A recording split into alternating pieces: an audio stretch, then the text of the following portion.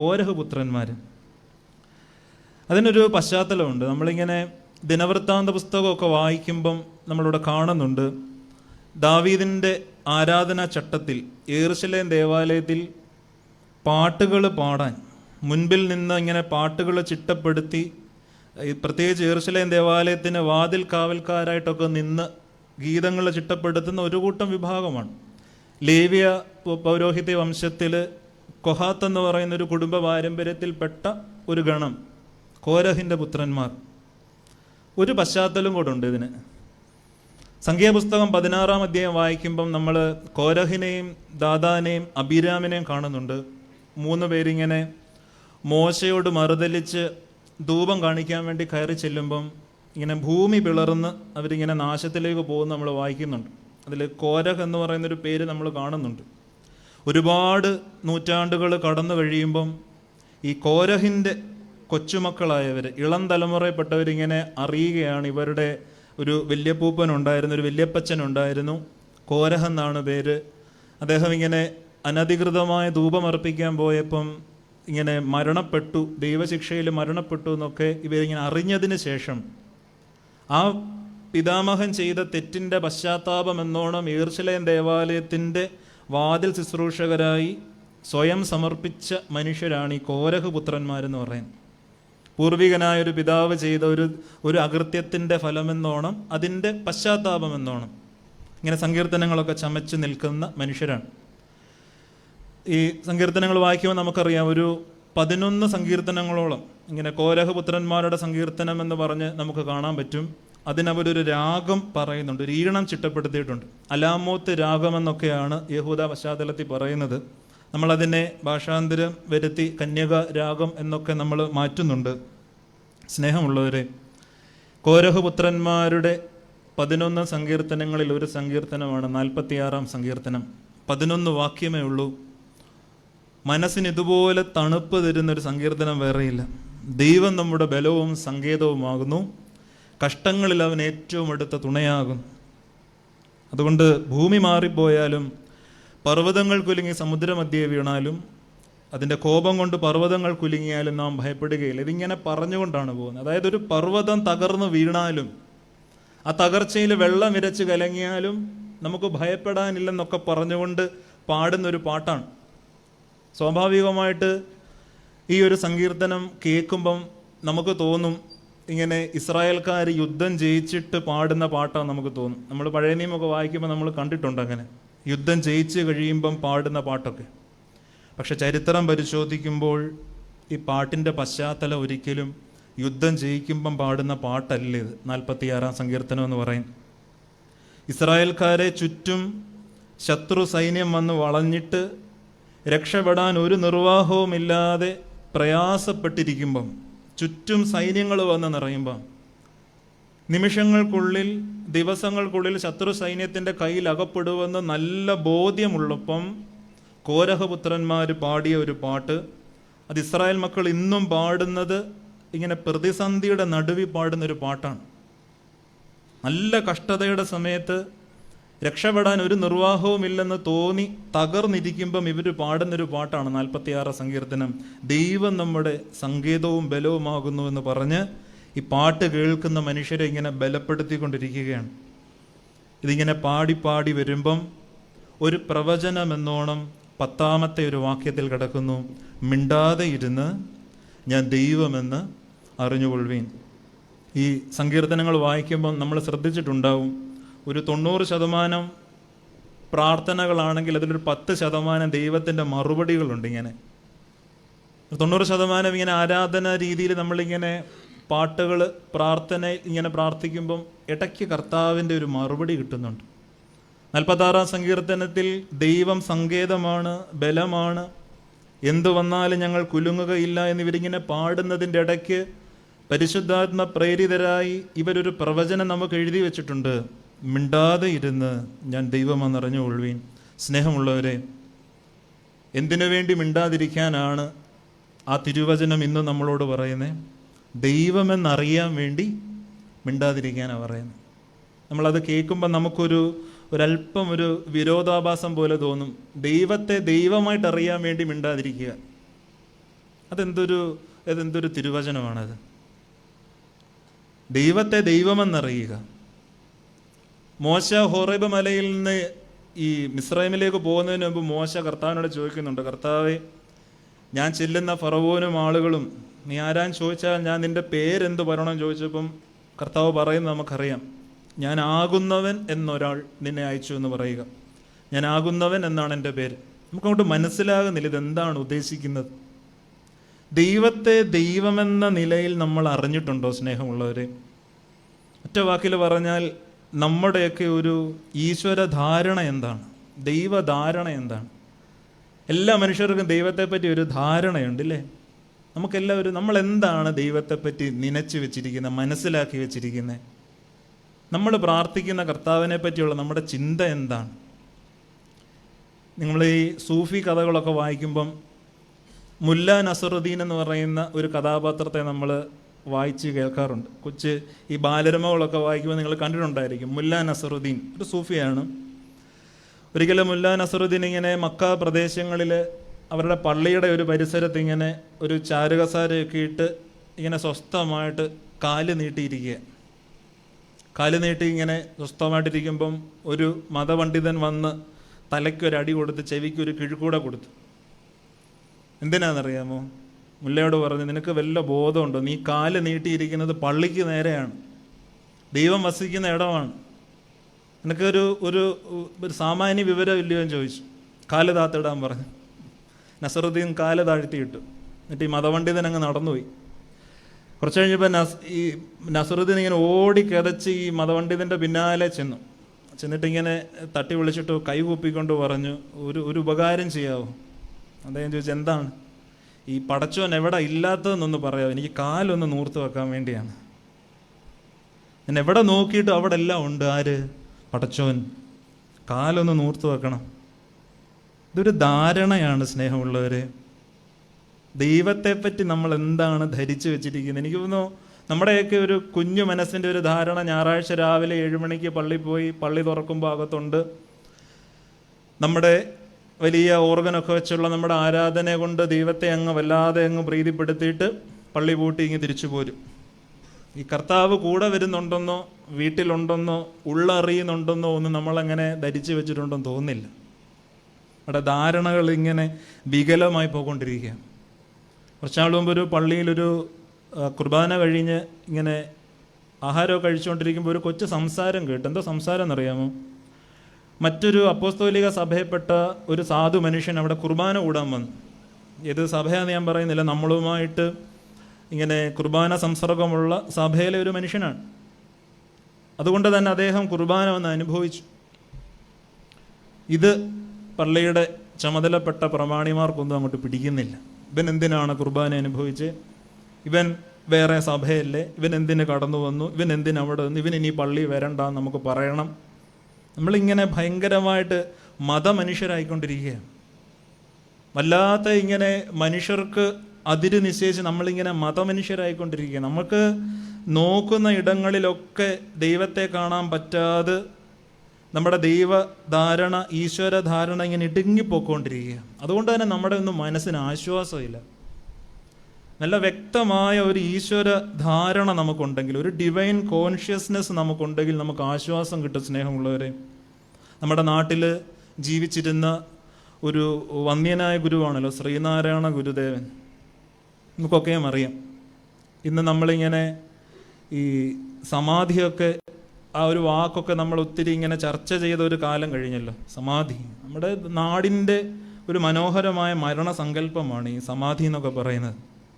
പൗരസ്ത്യ ദേശത്തെ പിതാക്കന്മാരെയൊക്കെ ഇരുത്തി അടക്കുന്നതിൻ്റെ പിന്നിൽ ഇതിൻ്റെ ഒരു നിഴൽ കാണാം. ഈ യോഗീവര്യരായ മനുഷ്യർ, ഈശ്വരനെ, ദൈവത്തെ സ്വന്തം ജീവിതത്തിൽ രുചിച്ചെറിഞ്ഞ മനുഷ്യർ മരണത്തെ മുന്നമേ കണ്ട് അതിനെ സ്വീകരിക്കാൻ വേണ്ടി ഇങ്ങനെ ഇരിക്കുന്നൊരു ഇരിപ്പാണ്. ശ്രീനാരായണ ഗുരുദേവനും സമാധിയിൽ കൂടെ കടന്നുപോയെന്നാണ് ചരിത്രം പറയുന്നത്.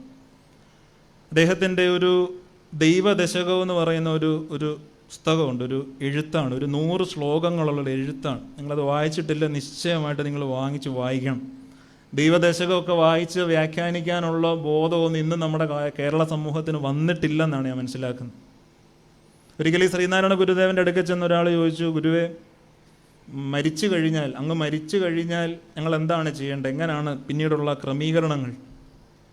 ഗുരു പറഞ്ഞ മറുപടി എന്ന് പറയുന്നത്, വെട്ടിക്കണ്ടിച്ച് തെങ്ങിൻ്റെ ചുവട്ടിലിട്ടേക്കണം, അല്ല എന്ത് ചെയ്യാനാ? വലിയ ഒരു സമാധിയുടെയോ സംസ്കാരത്തിൻ്റെ ചടങ്ങുകളെ പറ്റിയൊക്കെയുള്ള ഒരു വിവരണം കേൾക്കാൻ വേണ്ടി ചെന്നിരുന്ന ശിഷ്യരോട് പറഞ്ഞതാണ്, മനുഷ്യ ശരീരമാണ്, ഏതൊരു മൃഗത്തിൻ്റെ ശരീരം പോലെ അഴുകിയാൽ അത് സസ്യജാലങ്ങൾക്ക് വളമാണ്, അത്രയേ ഉള്ളൂ.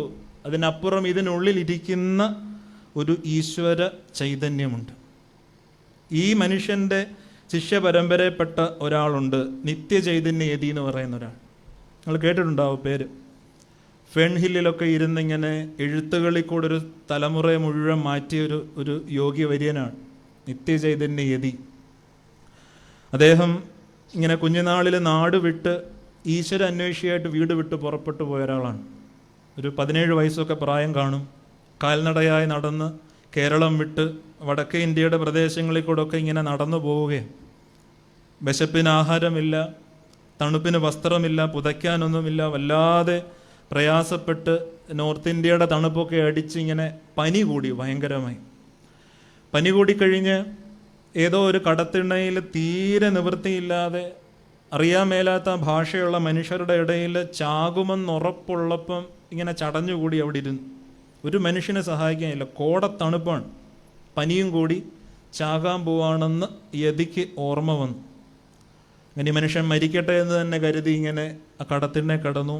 പാതിരാത്രി സമയം പാതി കണ്ണ് തുറന്ന് നോക്കുമ്പം ആരോ ഇങ്ങനെ നടന്നു വരുന്നുണ്ട്. ആരാന്ന് അങ്ങോട്ട് വ്യക്തമാകുന്നില്ല, കോട മഞ്ഞാണ്, പോരാത്തതിന് ശരീരം വല്ലാതെ ക്ഷീണിച്ചിരിക്കുന്നു. എന്തോ ഒന്നിങ്ങനെ നടന്നു വന്ന് നെഞ്ചത്തിങ്ങനെ കെട്ടിപ്പുണർന്ന് കിടന്നു ഭയങ്കരമായിട്ട്. ആ കെട്ടിപ്പുണർന്ന് കിടക്കുന്ന ആ ഒരു കിടപ്പിൽ ഈ ഒരു ശരീരം വന്നിങ്ങനെ ചേർന്നതുകൊണ്ട് ചൂട് കിട്ടി, ജീവശരീരത്തിൻ്റെ ഒരു ചൂട് കിട്ടിയിട്ട് പനി ഇങ്ങനെ വിട്ടുമാറാനും ജീവൻ വെക്കാനും തുടങ്ങി മനുഷ്യൻ.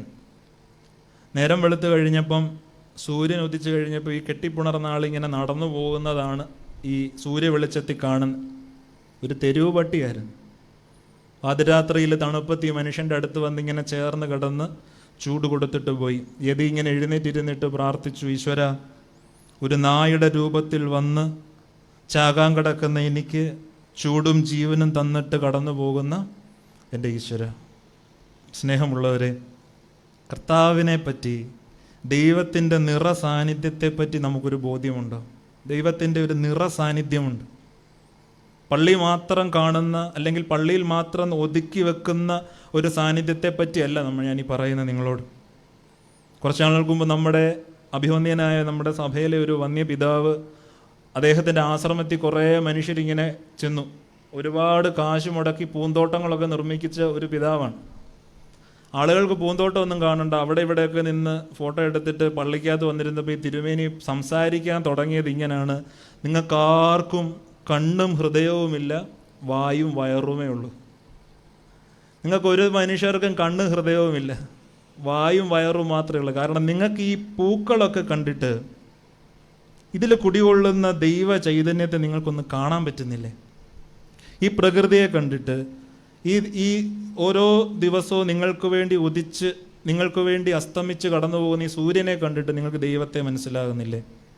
സ്നേഹമുള്ളവരെ, വ്യക്തമായ ഒരു ദൈവധാരണ നമുക്ക് ആവശ്യമുണ്ട്. ആ ദൈവധാരണയ്ക്ക് വേണ്ടിയുള്ള ആഹ്വാനമാണ് സങ്കീർത്തനങ്ങളിൽ ഇങ്ങനെ പാട്ടിൻ്റെ മധ്യത്തിൽ പറയുന്നത്: മിണ്ടാതെ ഇരുന്നിട്ട് ദൈവമെന്നറിഞ്ഞുകൊള്ളുവീൻ. ദൈവത്തെ ദൈവമായി തന്നെ അറിയേണ്ട ഒരു വിളിയെപ്പറ്റി നമ്മൾ മനസ്സിലാക്കണം. വേദപുസ്തകം വായിച്ചു തുടങ്ങുമ്പോൾ നമ്മൾ കാണുന്നത് ആദാമിൻ്റെയും ഹവ്വായുടെയും കൂടെ ഒരു സായാഹ്ന നടത്തത്തിന് വരുന്നൊരു ദൈവത്തെയാണ്. ആദാമിൻ്റെ ഹവ്വായുടെയും കൂടെ നടക്കുന്ന ഒരു ദൈവം. വേദപുസ്തകം ഉടനീളം ആ ഒരു പ്രയോഗമുണ്ട്, ഇങ്ങനെ കൂടെ നടക്കുന്ന ദൈവം. മശിഹ എന്ന രക്ഷകൻ വരുന്നു എന്നൊരു പ്രവചനം വരുമ്പോഴും ആ രക്ഷകനെ പറ്റി പറയുന്ന പദം ഇമ്മാനുവേൽ എന്നൊരു പദമാണ്. യേശുവിൻ്റെ സ്വഭാവമാണ്, അവനിങ്ങനെ കൂടെ ഇരിക്കുന്ന ദൈവമാണ്. നമ്മളെ ഈ മുസ്ലിം സഹോദരങ്ങളൊക്കെ അവരുടെ പടച്ചോനെ പറ്റി പറഞ്ഞു കൊടുക്കുന്ന ഒരു പാഠമാണ്. നിങ്ങളുടെ കഴുത്തിൽ കൂടെ കടന്നു പോകുന്നൊരു ഞരമ്പുണ്ടല്ലോ, ജുഗുലാർ വീൻ എന്ന് പറയുന്ന ഒരു പ്രധാനപ്പെട്ട ഞരമ്പുണ്ട്, ഇങ്ങനെ തലച്ചോറും ഹൃദയവും കൂടെ ബന്ധിപ്പിക്കുന്നു. ആ ഞരമ്പ് എത്രത്തോളം നീയുമായിട്ട് ബന്ധപ്പെട്ടിരിക്കുന്നു, അതിലും അടുത്ത് ദൈവം നിൻ്റെ കൂടെ ഉണ്ടെന്നൊരു പഠിപ്പിക്കലുണ്ട്. സ്നേഹമുള്ളവരെ, വേദപുസ്തകത്തിൽ നമ്മൾ കാണുന്ന കർത്താവിൻ്റെ ഒരു സ്വഭാവം, അവൻ കൂടെ ഇരിക്കുന്ന ദൈവമെന്നാണ് പറയുന്നത്. കൂടെ ഇരിപ്പുണ്ട്. എമ്മാവൂസിലേക്ക് പോയ ശിഷ്യന്മാരുടെ കൂടെ കർത്താവ് നടന്നു പോകുന്നുണ്ട്. സങ്കടങ്ങളിൽ അകപ്പെട്ട മനുഷ്യരുടെ കൂടെ കർത്താവ് സഞ്ചരിക്കുന്നുണ്ട്. പക്ഷേ നമ്മൾ ഒന്നുകൂടെ ഒന്ന് നോക്കുമ്പോഴറിയാം, ഈ കൂടെ ഇരിക്കുന്നു എന്നതിനെക്കാട്ടിലും അപ്പുറം ഒരു ബന്ധം ഈ ദൈവവുമായിട്ട് നമുക്കൊക്കെയുമുണ്ട്. യോഹന്നാൻ്റെ സുവിശേഷത്തിൽ തിരുശരീര രക്തങ്ങളുടെ കൗദാശിക മർമ്മത്തെപ്പറ്റി കർത്താവ് പറയുമ്പം അവിടെ പറയുന്ന ഒരു വാക്കുണ്ടല്ലോ, എൻ്റെ ശരീരം ഭക്ഷിക്കുകയും എൻ്റെ രക്തം കുടിക്കുകയും ചെയ്യുന്നവൻ എന്നിലും ഞാൻ അവനിലും വസിക്കും. കൂടെ ഇരിക്കുന്നു എന്നൊരു അവസ്ഥയെക്കാട്ടിലും അപ്പുറമുള്ളൊരു തലമാണ് കർത്താവ് നമ്മളെ പറഞ്ഞ് പഠിപ്പിച്ചു തരുന്നത്. ദൈവം എന്നിലും ഞാൻ ദൈവത്തിലും ഇങ്ങനെ ലയിച്ചു ചേരുന്ന ഒരവസ്ഥ. ഈ കൂടിരിക്കുക, കൂട്ട് എന്നൊക്കെയുള്ള വാക്കൊക്കെ നമ്മൾ ഈ സുഹൃത്തുക്കളുമായിട്ട് ബന്ധപ്പെട്ട് പറയുന്നതല്ലേ. എൻ്റെ ഒരു കൂട്ടുകാരൻ എൻ്റെ കൂടെ ഇരുന്നു, ജീവിത പങ്കാളി എൻ്റെ കൂടെ ഇരുന്നു. പക്ഷെ അപ്പനെയും അമ്മയും പറ്റി പറയുമ്പം നമ്മൾ അതല്ല, ആ ഒരു വാക്കല്ല ഉപയോഗിക്കുന്നത്.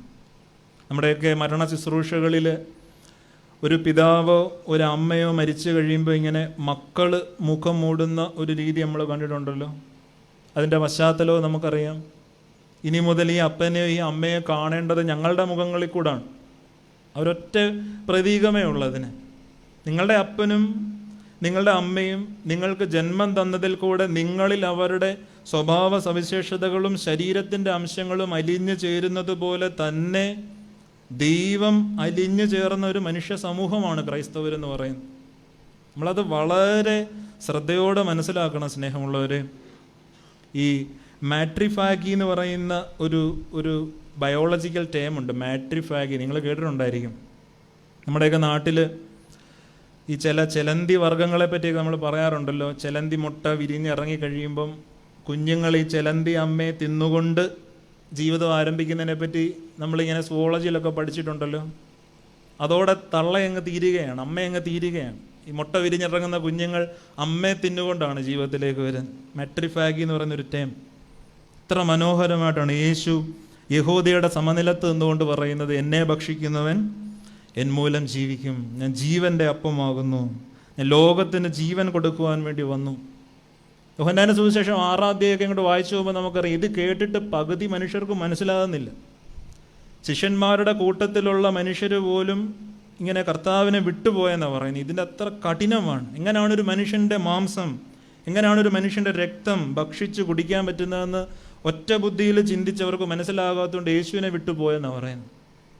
പിന്നീട് സഭയുടെ നാളുകൾ വരുമ്പോഴാണ് ഇതിൻ്റെ മർമ്മത്തിലേക്ക് നമ്മളിങ്ങനെ കടക്കുന്നത്. അപ്പവീഞ്ഞുകളിൽ തിരുശരീര രക്തം നമ്മളിൽ ഇങ്ങനെ അലിഞ്ഞു ചേരുന്ന ഒരവസ്ഥയുണ്ട്. ചില പ്രാണികൾ അതിൻ്റെ തള്ളയത്തിന് ജീവൻ വെക്കുന്നു എന്ന് പറയുന്നത് പോലെ സ്വർഗസ്ഥ പിതാവായ യേശു ക്രിസ്തു എന്ന പിതാവിനെ ഭക്ഷിച്ച് ജീവിക്കുന്നവരാണ് നമ്മളെങ്കിൽ നിശ്ചയമായിട്ടും ആ അപ്പൻ എവിടെ അലിഞ്ഞു ചേർന്നിട്ടുണ്ട്? നമ്മളിൽ അലിഞ്ഞു ചേർന്നിട്ടുണ്ട്. സ്നേഹമുള്ളവരെ, കൂടെ ഇരിക്കുന്നു എന്നുള്ളതിനെക്കാട്ടിലും അപ്പുറം ഒരു പടി കടന്ന ഒരു ബോധ്യമാണ് ഈ ദൈവധാരണ എന്ന് പറയുന്നത്. ഈ ഒരു വ്യക്തമായ ദൈവധാരണ നമുക്ക് വേണം. കർത്താവ് ഇങ്ങനെ കൂടെ ഇരിക്കുന്നു എന്ന് പറയുന്നതിനെക്കാട്ടിലും അപ്പുറം ശരീരത്തിലും ജീവിതത്തിലും അലിഞ്ഞു ചേർന്നിരിക്കുന്ന ഒരവസ്ഥ. ഇതാണ് ബോധ്യം നമുക്ക് വേണ്ടേ. മുൻ മലബാർ ഭദ്രാസനാധിപനായിരുന്ന സക്രിയാസ് മാർ തെയോഫിലോസ് തിരുവേനി നിങ്ങൾക്കറിയാം. അർബുദ രോഗത്തിൻ്റെ വേദനകളിൽ ഇങ്ങനെ ഒരുപാട് ക്ലേശിച്ച ഒരു പിതാവാണ് അദ്ദേഹം. ഒത്തിരി വേദനകളിൽ കൂടെ ഏതൊരു അർബുദ രോഗത്തിൻ്റെ വഴിയെ പോകുന്ന മനുഷ്യരെ അനുഭവിക്കുന്നത് പോലെ അനുഭവിച്ചൊരു പിതാവാണ്. ഇങ്ങനെ അവസാന നാളുകളിൽ ഇങ്ങനെ പരുമല ആശുപത്രിയിലാണ് ചികിത്സ. ആ സമയത്ത് പരുമല പള്ളിയിൽ അദ്ദേഹത്തിൻ്റെ ഒരു സാന്നിധ്യം നമുക്ക് കാണാൻ പറ്റും. ക്ഷീണിതനാണ്. നമ്മളൊക്കെ വീടുകളിൽ പാടുന്നൊരു പാട്ടുണ്ടല്ലോ, സർവവും യേശുനാഥനായി സമർപ്പണം ചെയ്യുന്നു എന്നൊരു പാട്ട്. അതിൻ്റെ അനുപല്ലവികൾ ഇങ്ങനെ പാടുമ്പോൾ നമ്മൾ പാടാറുണ്ടല്ലോ, എൻ്റെ ബുദ്ധിയും എൻ്റെ ശക്തിയും നീ എനിക്ക് തന്നതൊക്കെയും, എൻ്റെ സമ്പത്തും എൻ്റെ കഴിവും, ഇങ്ങനെ നമ്മൾ ഓരോന്ന് പാടിപ്പോവും. അർബുദ രോഗത്തിൻ്റെ വേദനയിൽ ചികിത്സയിലായിരിക്കുന്ന തിരുമേനി ഒരു വരിയും കൂടെ കൂട്ടിച്ചേർത്ത്, എൻ്റെ രോഗവും എൻ്റെ ക്യാൻസറും നീ എനിക്ക് തന്നതൊക്കെയും സമർപ്പണം ചെയ്യുന്നു. ഇങ്ങനെയാണ് ഒരു മനുഷ്യന് ഇത് പറയാൻ പറ്റുന്നത്. ഈ അർബുദത്തിൻ്റെ തീരാവേദനയിൽ ഇങ്ങനെ നുറുങ്ങുന്ന സമയത്താണ് ഒരു പിതാവ് പ്രാർത്ഥിക്കുന്നത്, എൻ്റെ രോഗവും എൻ്റെ ക്യാൻസറും നീ എനിക്ക് തന്നതൊക്കെയും സമർപ്പണം ചെയ്യുന്നത്. എത്ര മനോഹരമായ ദൈവബോധ്യമാണ് സ്നേഹമുള്ളവരെ. നമുക്ക് നേരിട്ടിരിക്കുന്ന സാമ്പത്തിക തകർച്ച, നമുക്ക് നേരിട്ടിരിക്കുന്ന നീതി നിഷേധം, നമ്മൾ കടന്നു പോകുന്ന രോഗവേദന, ഇത് നീ എനിക്ക് തന്നതാണ്, ഇത് ഞാൻ നിനക്ക് സമർപ്പിക്കുന്നു എന്ന് പറയുമ്പം ആ മനുഷ്യൻ അനുഭവിക്കുന്ന ദൈവബോധം എന്താണ്, അതിൽ കൂടെ അവരനുഭവിക്കുന്ന ശാന്തി എന്താണ് സ്നേഹമുള്ളവരെ. ഇപ്പം നോമ്പിൻ്റെ മുമ്പൊക്കെ എല്ലായിടത്തും ഈ ഒരു സുവിശേഷ പന്തലിനുള്ളിൽ നമ്മളായിരിക്കുന്ന ഈ ഒരു സമയത്ത് ഇതാണ് ആദ്യത്തെ ചിന്ത. നിങ്ങൾ കർത്താവിനെ പറ്റി എന്താണ് മനസ്സിലാക്കിയിരിക്കുന്നത്? 3.5 വർഷം കൂടെ നടന്ന ശിഷ്യന്മാരോട് യേശു ഒരൊറ്റ കാര്യം ചോദിക്കുന്നില്ല, എന്നെപ്പറ്റി എന്താണ് ലോകം പറയുന്നത്, എന്നെപ്പറ്റി എന്താണ് നിങ്ങൾ പറയുന്നത്? സ്നേഹമുള്ളവരെ, സങ്കീർത്തനങ്ങളിൽ കൂടെ ഓരോ കാലത്തിനു വേണ്ടിയും നമ്മളോട് അരുളി ചെയ്യുന്നൊരു വചനം, മിണ്ടാതെ ഇരുന്ന് ഞാൻ ദൈവമെന്ന് അറിഞ്ഞുകൊള്ളുവീൻ. മിണ്ടാതെ ഇരുന്ന് ദൈവമെന്ന് അറിഞ്ഞുകൊള്ളുവീൻ. നമ്മുടെ ജീവിതത്തിൽ ദൈവത്തിൻ്റെ കരം വെളിപ്പെടാൻ വേണ്ടി തിരുവചനം നമ്മളെ പഠിപ്പിക്കുന്ന ഒരു ജീവിത രീതിയാണ് ഈ മിണ്ടാതിരിക്കുക എന്ന് പറയുന്നത്. നമുക്കിന്ന് എത്രത്തോളം ആ ഒരു വാക്കും ആ വാക്കിൻ്റെ പ്രസരണമാകുന്ന ഒരു ജീവിതവും നമുക്ക് പരിചയമുണ്ട്. മിണ്ടാതിരിക്കുക.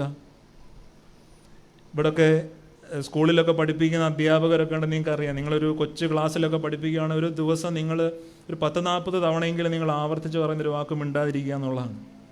മിണ്ടാതിരിക്കുക, ശാന്തമായിരിക്കുക, സൈലൻ്റായിരിക്കുക, മിണ്ടുന്നവരുടെ പേരെഴുതി വെക്കും. ഒരു സ്കൂള് കാലത്ത് നമ്മൾ ആവർത്തിച്ച് കേൾക്കുന്നൊരു വാക്കാണ് മിണ്ടാതിരിക്കുക. വേദപുസ്തകത്തിൻ്റെ ജീവ വഴിയിലെ ഒരു പ്രധാന നടപ്പാത ഇതാണ് സ്നേഹമുള്ളവരെ, മിണ്ടാതെ ഇരിക്കുക. Be still and know that I am your God. സങ്കീർത്തനങ്ങളിൽ കോരഹപുത്രന്മാർ 46-ാം സങ്കീർത്തനം ഇങ്ങനെ കഷ്ടതയുടെ നടുവിൽ ഒരു വിജയഗീതം പോലെ പാടി അതിൻ്റെ നടുവിൽ ഈ ഒരു തിരുവചനം പറയുമ്പം ഇതിൻ്റെ ഒരു പശ്ചാത്തലം കിടക്കുന്നത് എവിടാണെന്നറിയാമോ? പുറപ്പാട് പുസ്തകത്തിൽ കിടപ്പുണ്ട്. ഇത് വെറുതെ സങ്കീർത്തനങ്ങളിൽ ഇങ്ങനെ വന്ന ഒരു വാക്യമല്ല. സെക്കരിയായുടെ പുസ്തകത്തിൽ കാണാം, ഹോശയ്യയുടെ പുസ്തകത്തിൽ കാണാം, രാജാക്കന്മാരുടെ പുസ്തകത്തിൽ കാണാം. ഇതിൻ്റെ ഏറ്റവും അടിസ്ഥാനപരമായ വേര് കിടക്കുന്നത് പുറപ്പാട് പുസ്തകത്തിലാണ്. പുറപ്പാട് പുസ്തകം 14-ാം അധ്യായം 14-ാം വാക്യം. ഇവിടെ മോശ ഇസ്രായേൽക്കാരോട് പറയുന്നുണ്ട്, നിങ്ങൾ അടങ്ങിയിരിക്കുക, നിങ്ങൾ മിണ്ടാതെ ഇരിക്കുക, യഹോവ നിങ്ങൾക്ക് വേണ്ടി യുദ്ധം ചെയ്യും. നിങ്ങൾ ശാന്തമായിരിക്കുക എന്നാണ് പറയുന്നത്. സ്നേഹമുള്ളവരെ, നിങ്ങൾ ശാന്തമായിരിക്കുക, നിങ്ങൾ അടങ്ങിയിരിക്കുക.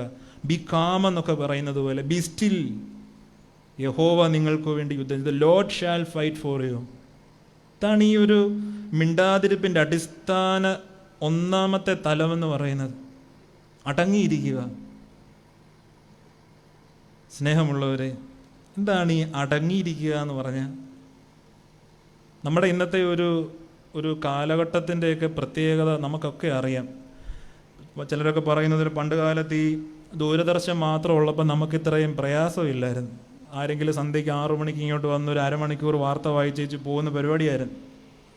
ഇന്ന് മുഴത്തിന് 10 വാർത്താ ചാനലുകളിൽ 24 മണിക്കൂറും ഫ്ലാഷ് ന്യൂസും ബിഗ് ന്യൂസുമായിട്ട് ഇങ്ങനെ കാര്യങ്ങൾ അവതരിപ്പിച്ച് ചോര ചിന്തുന്ന വാർത്ത കണ്ട് നമ്മളിങ്ങനെ തല പെരുത്ത് നിൽക്കുന്നൊരു സമയമാണ്. കഴിഞ്ഞ ജനുവരി 30-ന് ഒരു പ്രത്യേകതയുണ്ട്, നിങ്ങൾ അറിഞ്ഞു കാണും.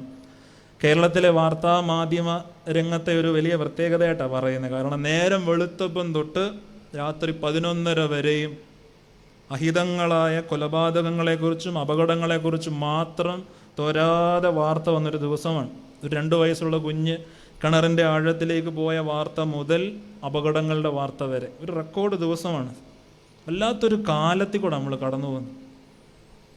ഇതിനിങ്ങനെ നമ്മുടെ ഒപ്പം ജീവിക്കുന്ന ഹൈന്ദവ സഹോദരങ്ങളിങ്ങനെ ഈ ത്രേതയുഗം കഴിഞ്ഞു, ദ്വാപരയുഗം കഴിഞ്ഞു, ഇനിയിപ്പം ഇതിങ്ങനെ കലിയുഗമാണെന്നൊക്കെ പറയും. നമുക്കിതിനെ വേണമെങ്കിൽ അന്ത്യകാലമെന്ന് വിശേഷിപ്പിച്ച് നമ്മളും പറയാറുണ്ട്. എന്താണെങ്കിലും സമാധാനമോ ശാന്തിയോ തരുന്ന കാര്യങ്ങളല്ല ചുറ്റും നടക്കും. അത് പോരാഞ്ഞിട്ട് നമ്മുടെ വ്യക്തി ജീവിതത്തിൽ എന്തെല്ലാം പ്രശ്നങ്ങളാണ്.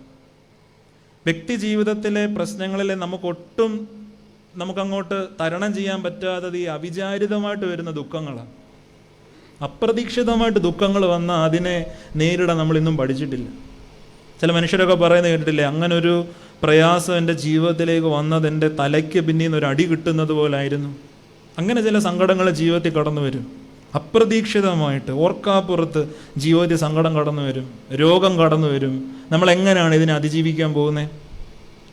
നമ്മൾ എന്തൊക്കെയാണ് അന്നേരം ചെയ്യുന്നത്? നിങ്ങൾക്ക് നിങ്ങളുടെ ഒരാൾ പൊക്കമുള്ള ഒരു മെഴുകുതിരി കത്തിച്ച് നിങ്ങൾക്ക് പരുമലയിലോ ഏതെങ്കിലും ഒരു പള്ളിയുടെ ചുറ്റുമോ നിങ്ങൾക്ക് നടക്കാം. നിങ്ങൾക്ക് മുത്തുകുട പിടിച്ചുകൊണ്ട് വലം വെച്ച് നടക്കാം. നിങ്ങൾക്ക് കൊടിയേറുമ്പം വെറ്റ എറിയാം. നിങ്ങൾക്ക് വേളാങ്കണ്ണി പോയി തലമുട്ടയടിച്ച് ചന്ദനം തൂക്കാം. മണർകാട് പള്ളി നട തുറക്കുമ്പം വീട്ടിൽ കിടക്കുന്ന അമ്മയ്ക്ക് ഒരു തുള്ളി വെള്ളം കൊടുക്കാതെ അമ്മയെ കാണാൻ വേണ്ടി അങ്ങോട്ട് ഓടി നിങ്ങൾക്ക് നോട്ടുമാല എറിയാം, നോട്ടുമാല ഇടാം.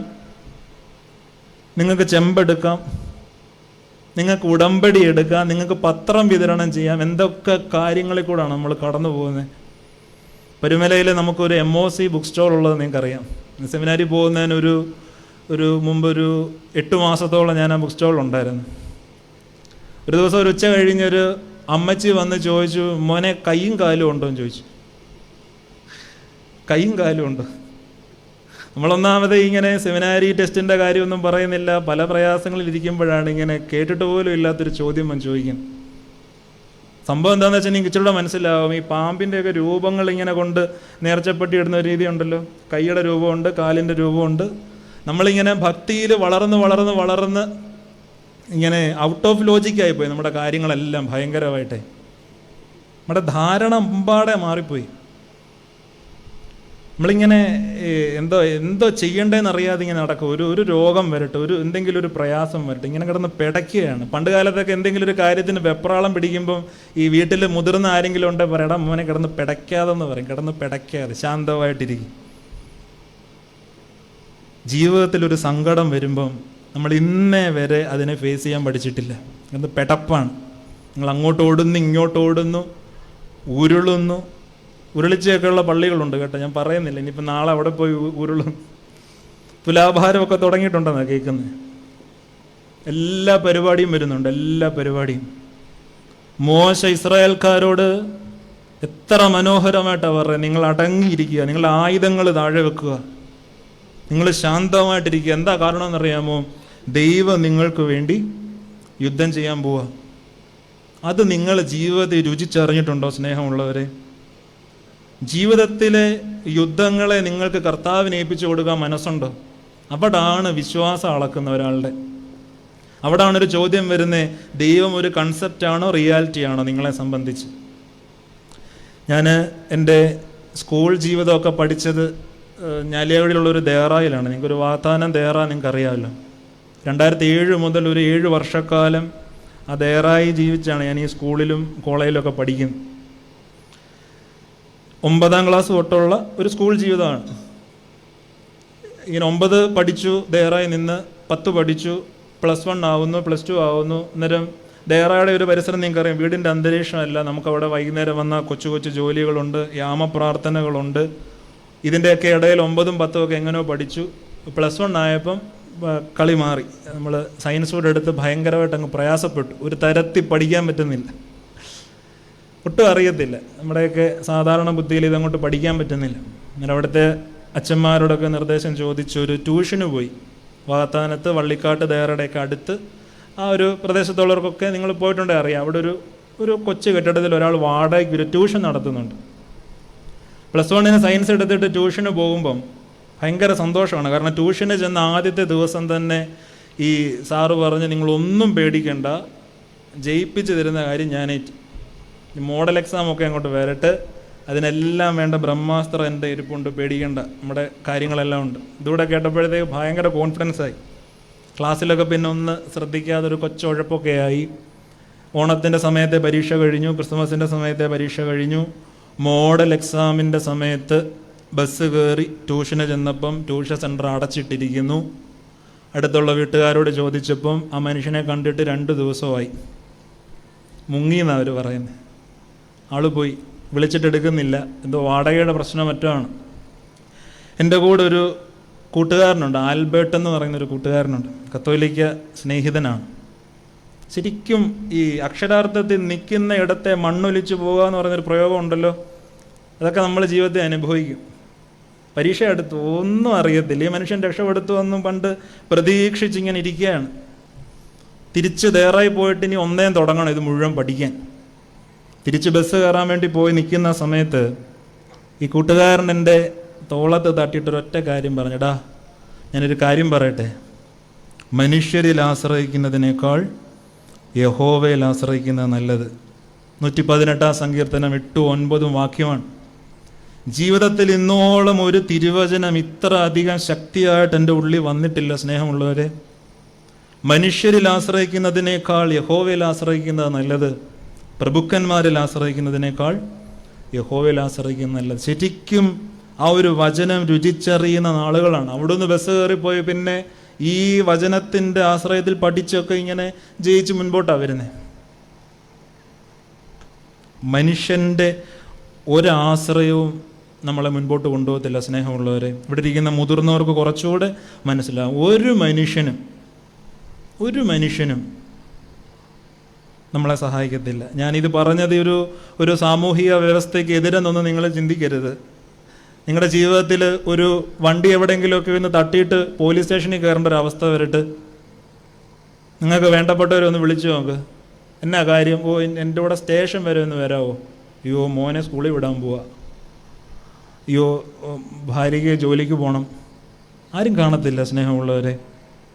ഒരു പ്രതിസന്ധിയുടെ ഒരു ഘട്ടം ജീവിതത്തിൽ വരട്ട്, നിങ്ങൾക്കൊരു രോഗം വന്നിട്ട് ഡോക്ടറുടെ അടുക്ക പോകുന്നു ചികിത്സിക്കാൻ. പേര് കേട്ട ഡോക്ടറാണ്, ഭയങ്കര മിടുക്കനാണ്. 1 മാസത്തെ ചികിത്സയ്ക്ക് ശേഷം അദ്ദേഹം ഒരു സർജറി വേണമെന്ന് പറയുന്നു. സർജറിക്ക് വേണ്ടി അകത്തേക്ക് നിങ്ങളെ വീൽചെയറെ കൊണ്ടുപോകുമ്പോൾ ഈ ഡോക്ടർ തന്നെ പറയുന്നു, ഞാനൊരു ഉപകരണമാണ്, ബാക്കിയെല്ലാം ദൈവത്തിൻ്റെ കൈ കഴിഞ്ഞു. ഈ പുള്ളി എന്തൊക്കെ ചെയ്യുമെന്നും കണ്ട് പ്രതീക്ഷിച്ച് വന്നാണ് അവസാനം പറയുന്ന കാര്യം കേട്ടോ. സ്നേഹമുള്ളവരെ, ദൈവത്തിൻ്റെ കയ്യിൽ നിങ്ങളുടെ യുദ്ധങ്ങളെ ഏൽപ്പിച്ചു കൊടുക്കാൻ നിങ്ങൾക്ക് പറ്റുമോ? കർത്താവ് നിങ്ങളുടെ ജീവിതത്തെ ഇടപെടും. നമ്മളിങ്ങനെ ഓട്ടമാണ്, എന്തൊക്കെ ചെയ്യണമെന്നറിയാതെ ഇങ്ങനെ ഓട്ടമാണ്. നമ്മുടെ മനസ്ഥിതി വല്ലാതെ മാറിപ്പോയി. ഞങ്ങളുടെയൊക്കെ നാട്ടിലെ ഇടവക എന്ന് പറയുന്നത് ഗീവറി സഹദയുടെ നാമത്തിൽ ഇടവകയാണ്. സഹദയുടെ നാമത്തിൽ ഇടവകയിൽ പള്ളിയിലുള്ളവർക്ക് ഞാൻ പറയുന്നത് മനസ്സിലാവും. ഉച്ച കഴിഞ്ഞൊരു 2 മണിക്ക് ഉച്ചമയക്കത്തിൻ്റെയൊക്കെ സമയത്ത് നമ്മൾ പുറത്തോട്ടൊക്കെ പോകുമ്പം ഒരു മഞ്ഞച്ചേര അവിടെ കിടക്കുന്ന കണ്ടാൽ തല്ലിക്കൊല്ലാനുള്ള വടിയെടുക്കുന്നതിന് മുമ്പ് ആദ്യം ചോദിക്കുന്ന, എടി മോളി നേർച്ച വല്ലതും മുടക്കിയായിരുന്നു ചോദിക്കുന്നത്. നമ്മുടെ മനസ്സെന്ത് ഇടുങ്ങിപ്പോയി. നിങ്ങളൊരു നേർച്ച മുടക്കിയാൽ നിങ്ങളെ പാമ്പിനെ വിട്ട് കടിപ്പിക്കുന്ന ആളാണ് ഗീവറി സഹദ. അങ്ങനെയുള്ള ഒരാൾ വിശുദ്ധനാണ്. ഇത്ര നമ്മുടെ ധാരണ ചുരുങ്ങുന്നതിൻ്റെ പ്രശ്നമാണ് സ്നേഹമുള്ളവരെ. നമ്മുടെ ഈ ധാരണകൾക്ക് മീതെ ജീവിതത്തിലെ സങ്കടങ്ങളും ദുരിതങ്ങളും പ്രയാസങ്ങളും വരുമ്പം നമ്മുടെ ജീവിതത്തെ ഏൽപ്പിച്ചു കൊടുക്കാൻ നമുക്ക് പറ്റുമോ? ഗീവറീസ് മാർ ഇവാനിയോസ് തിരുമേനി നിങ്ങൾക്കറിയാം, കോട്ടയം ഭദ്രാസനാധിപനാണ്. ആയുസ്സുള്ള നാളുകൾ മുഴുവൻ ഈ പിതാവ് ചൊല്ലിപ്പഠിപ്പിച്ച ഒരൊറ്റ തിരുവചനം മാത്രമേ ഉള്ളൂ. സദൃശ്യവാക്യം 3:5, പൂർണ്ണ ഹൃദയത്തോടെ യഹോവയിൽ ആശ്രയിക്കുക, സ്വന്തം വിവേകത്തിൽ ഊന്നരുത്. ഈ ആങ്കർ ഇൻ ഗോഡ് എന്ന് പറയുന്ന ഒരു തലമുണ്ട് പൗരസ്ത്യ വേദവിചാരത്തിൽ. ആങ്കർ ഇൻ ഗോഡ്, ദൈവത്തിൽ നങ്കൂരമിട്ടിരിക്കുക. കപ്പൽ നങ്കൂരമിടുന്ന നമ്മൾ അടുത്ത് നിന്നും ടി വി കൂടെയൊക്കെ നമ്മൾ കണ്ടിട്ടുണ്ടല്ലോ. അലയുന്ന കടലിന് മീതെ ഈ കപ്പൽ ഇങ്ങനെ നഷ്ടപ്പെട്ടു പോകാതിരിക്കാൻ ഇതിങ്ങനെ നങ്കൂരമിടുന്ന ഒരു രീതിയുണ്ട്. ദൈവത്തിൽ നങ്കൂരമിട്ടിരിക്കുക എന്ന് പറയുന്ന ഒരു ആധ്യാത്മിക രീതിയുണ്ട് സ്നേഹമുള്ളവരെ. നമ്മളെ കൊണ്ടൊന്നും പറ്റത്തില്ല. എത്ര മനോഹരമായിട്ടോ വേദോസ്തവത്തിൽ പറയുന്നത്, ഒരു മുടി കറുപ്പിക്കാനോ വെളുപ്പിക്കാനോ പോലും നമുക്ക് പറ്റത്തില്ല. ആഴ്ച ഗോദ്രേജിൻ്റെ ഡൈ മേടിച്ച് പരട്ടുമ്പോഴെങ്കിലും നിങ്ങളത് ഓർക്കണം. കറുപ്പിക്കാനോ വെളുപ്പിക്കാനോ പറ്റുന്ന ഒറ്റ വട്ടം തേച്ചാൽ മതിയായിരുന്നു. ഒന്നിനും പറ്റാത്ത ബലഹീനരാണ് നമ്മൾ. നമ്മുടെ യുദ്ധത്തെ, നമ്മുടെ ജീവിതത്തെ കർത്താവിനൊന്ന് ഏൽപ്പിച്ചു കൊടുക്കാൻ പറ്റുമോ? അതുകൊണ്ട് മോശ പറയുന്ന സങ്കീർത്തനങ്ങളിൽ ആവർത്തിച്ച് പറയുന്ന മിണ്ടാതിരിപ്പിൻ്റെ ആദ്യത്തെ തലമെന്ന് പറയുന്നത്, സ്നേഹമുള്ളവരെ, ഇതിന് മറ്റൊരു തലം കൂടിയുണ്ട്. എന്തിനാണ് സങ്കീർത്തനങ്ങളിൽ ഇങ്ങനെ പറയുന്നത്? മിണ്ടാതെ ഇരുന്നിട്ട് ദൈവത്തെ ദൈവമെന്നറിയുക. പ്രത്യേകിച്ച് ഇസ്രായേൽ മക്കളോട് മോശ നിങ്ങൾ മിണ്ടാതെ ഇരുപ്പീനെന്ന് പറഞ്ഞ് അങ്ങനൊരു ആഹ്വാനം കൊടുക്കുമ്പം അതിൻ്റെ പിന്നിലൊരു ഉദ്ദേശമുണ്ട്. എന്താണെന്നറിയാമോ? നടന്നു വന്ന വഴികളെ നിങ്ങൾ ഓർക്കണം. അതിനൊരു മിണ്ടാതെയിരിപ്പ്, ഒരടങ്ങിയിരിപ്പ് അനിവാര്യമാണ് സ്നേഹമുള്ളവരെ. കഴിഞ്ഞ വഴികളെ നമ്മൾ ഓർക്കണം. ഇതും ഇസ്രായേൽ മക്കളോട് മോശ ഇത് പറയുമ്പോഴും അവരുടെ ജീവിതം മുൻപോട്ട് പോകുമ്പോൾ പ്രവാചകന്മാരിത് പറയുമ്പോഴൊക്കെ ഈ വചനത്തിൻ്റെ ഒരു ആഴമുണ്ട്. പ്രത്യേകിച്ച് യെശയ്യാ-പ്രവചനങ്ങളിലൊക്കെ പറയുന്നുണ്ടല്ലോ, സഹായിപ്പാൻ കഴിയാതെ വണ്ണം എൻ്റെ കരം കുറുകിപ്പോയിട്ടില്ല. അബ്രഹാമിൻ്റെയും ഇസഹാക്കിൻ്റെയും യാക്കോബിൻ്റെയും ദൈവമാണ്. നമ്മൾ അതിൻ്റെയൊക്കെ ഒരു പാട്ട് പാടുന്നുണ്ടല്ലോ. സ്നേഹമുള്ളവരെ, വന്ന വഴികൾ കർത്താവ് ഇതുവരെ എന്നെ എങ്ങനെ നടത്തി, ആ കടന്നു വന്ന വഴികളെ ഓർത്താൽ തന്നെ മുൻപോട്ടുള്ള ജീവിതം ഓടിക്കാനുള്ള ഒരു കൃപയും ഇന്ധനവും നമുക്ക് കിട്ടും, നിശ്ചയമായിട്ടും കിട്ടും. നമ്മളൊക്കെ ഇങ്ങനെ തകർന്ന് വിഷമിച്ചിരിക്കുമ്പോൾ കൂട്ടുകാരൊക്കെ വന്നിങ്ങനെ പറയാറില്ലടാ, വിഷമിക്കാതെ, നീ ഇത്രയൊക്കെ നീ തരണം ചെയ്ത് വന്ന ആളല്ലേ, ഇത്രയൊക്കെ കടന്നു വന്ന ആളല്ലേ നീ. ഞാൻ എൻ്റെ മുമ്പിലിരിക്കുന്ന എൻ്റെ പ്രിയപ്പെട്ടവരോട് ചോദിക്കട്ടെ, ദൈവം നിങ്ങളുടെ ജീവിതത്തിൽ ചെയ്ത ഏറ്റവും വലിയ നന്മ എന്താണ്? അല്ലെങ്കിൽ ഏറ്റവും വലിയ റിവാർഡ് എന്താണ് കർത്താവ് നിങ്ങൾക്ക് വേണ്ടി ചെയ്തേ? ഇവിടെ ഇരിക്കുന്ന അമ്മമാരൊരു പക്ഷെ പറയും, നിങ്ങൾ വിവാഹം കഴിഞ്ഞ് വരുന്ന നാളുകളിൽ നിങ്ങളുടെ വീടിൻ്റെ അന്തരീക്ഷം മറ്റൊന്നായിരുന്നു, അതിപ്പം കുറച്ചുകൂടെ മെച്ചപ്പെട്ടു. അപ്പന്മാർക്ക് മറ്റൊരു കഥയാവും.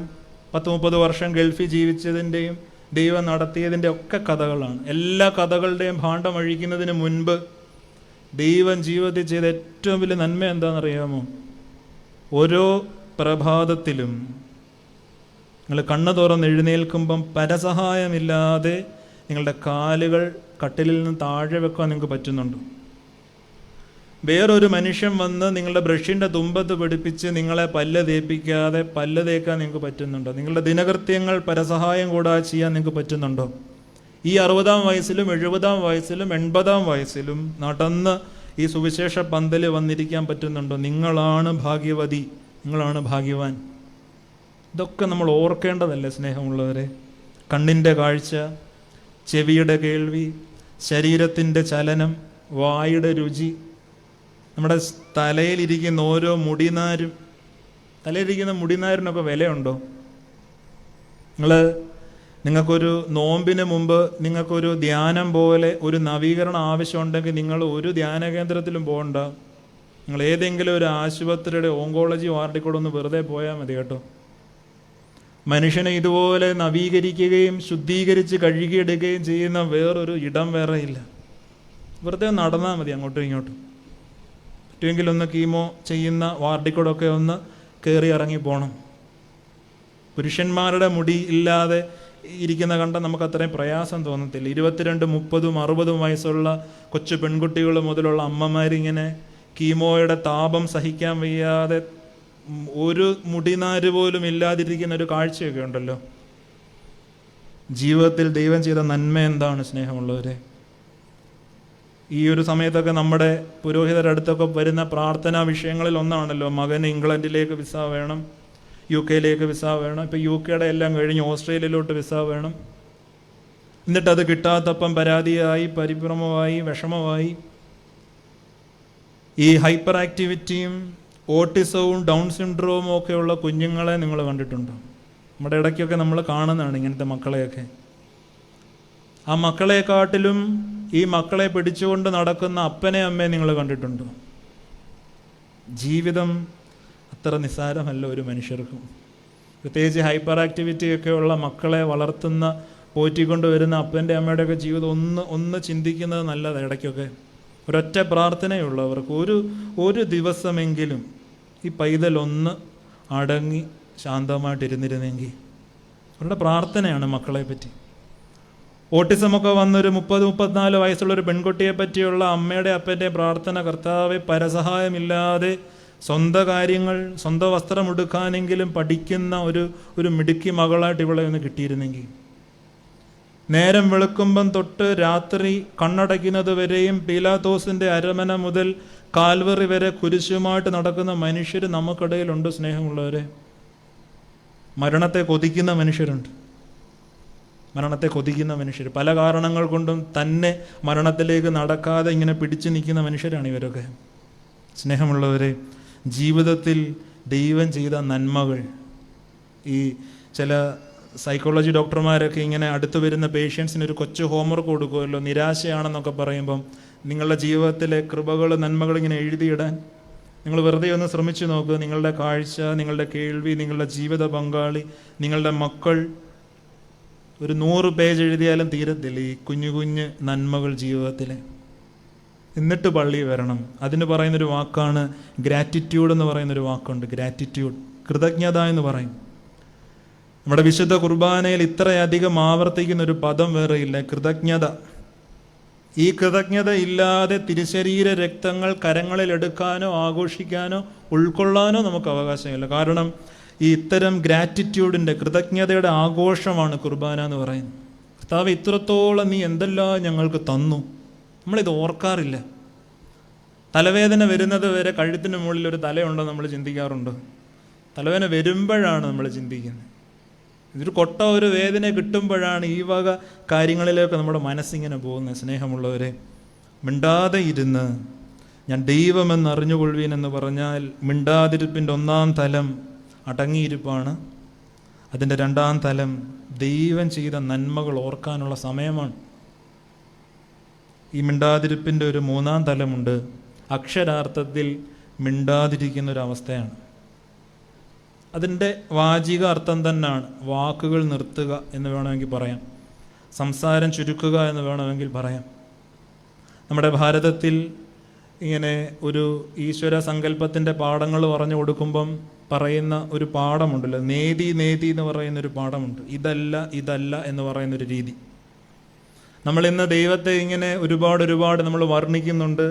ദൈവം അങ്ങനാണ്, ദൈവം ഇങ്ങനെയാണ്. നമ്മുടെ പ്രാർത്ഥനകളൊക്കെ തന്നെ ശ്രദ്ധിച്ചാൽ മതി. കാരുണ്യവാൻ, സർവശക്തൻ, സർവബോധങ്ങളെയും അറിയുന്നവൻ, എത്ര പദങ്ങളാണ്.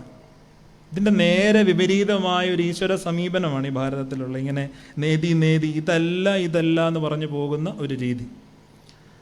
ഒന്നോർത്താൽ നമ്മൾ എന്തൊക്കെയാണ് ഈ അറിയാത്ത കാര്യങ്ങളെപ്പറ്റി ഇങ്ങനെ പറഞ്ഞു നടക്കുന്നത്. ഇയ്യോബിൻ്റെ പുസ്തകം ആദ്യം മുതൽ ഇങ്ങനെ വായിച്ചു പോകുമ്പോൾ നിങ്ങൾക്കറിയാം, ജീവിതത്തിലെ കഷ്ടതകൾ വന്ന് ഇയ്യോബ് വ്രണം നിറഞ്ഞ് ചാരത്തിലിരിക്കുന്ന സമയത്ത്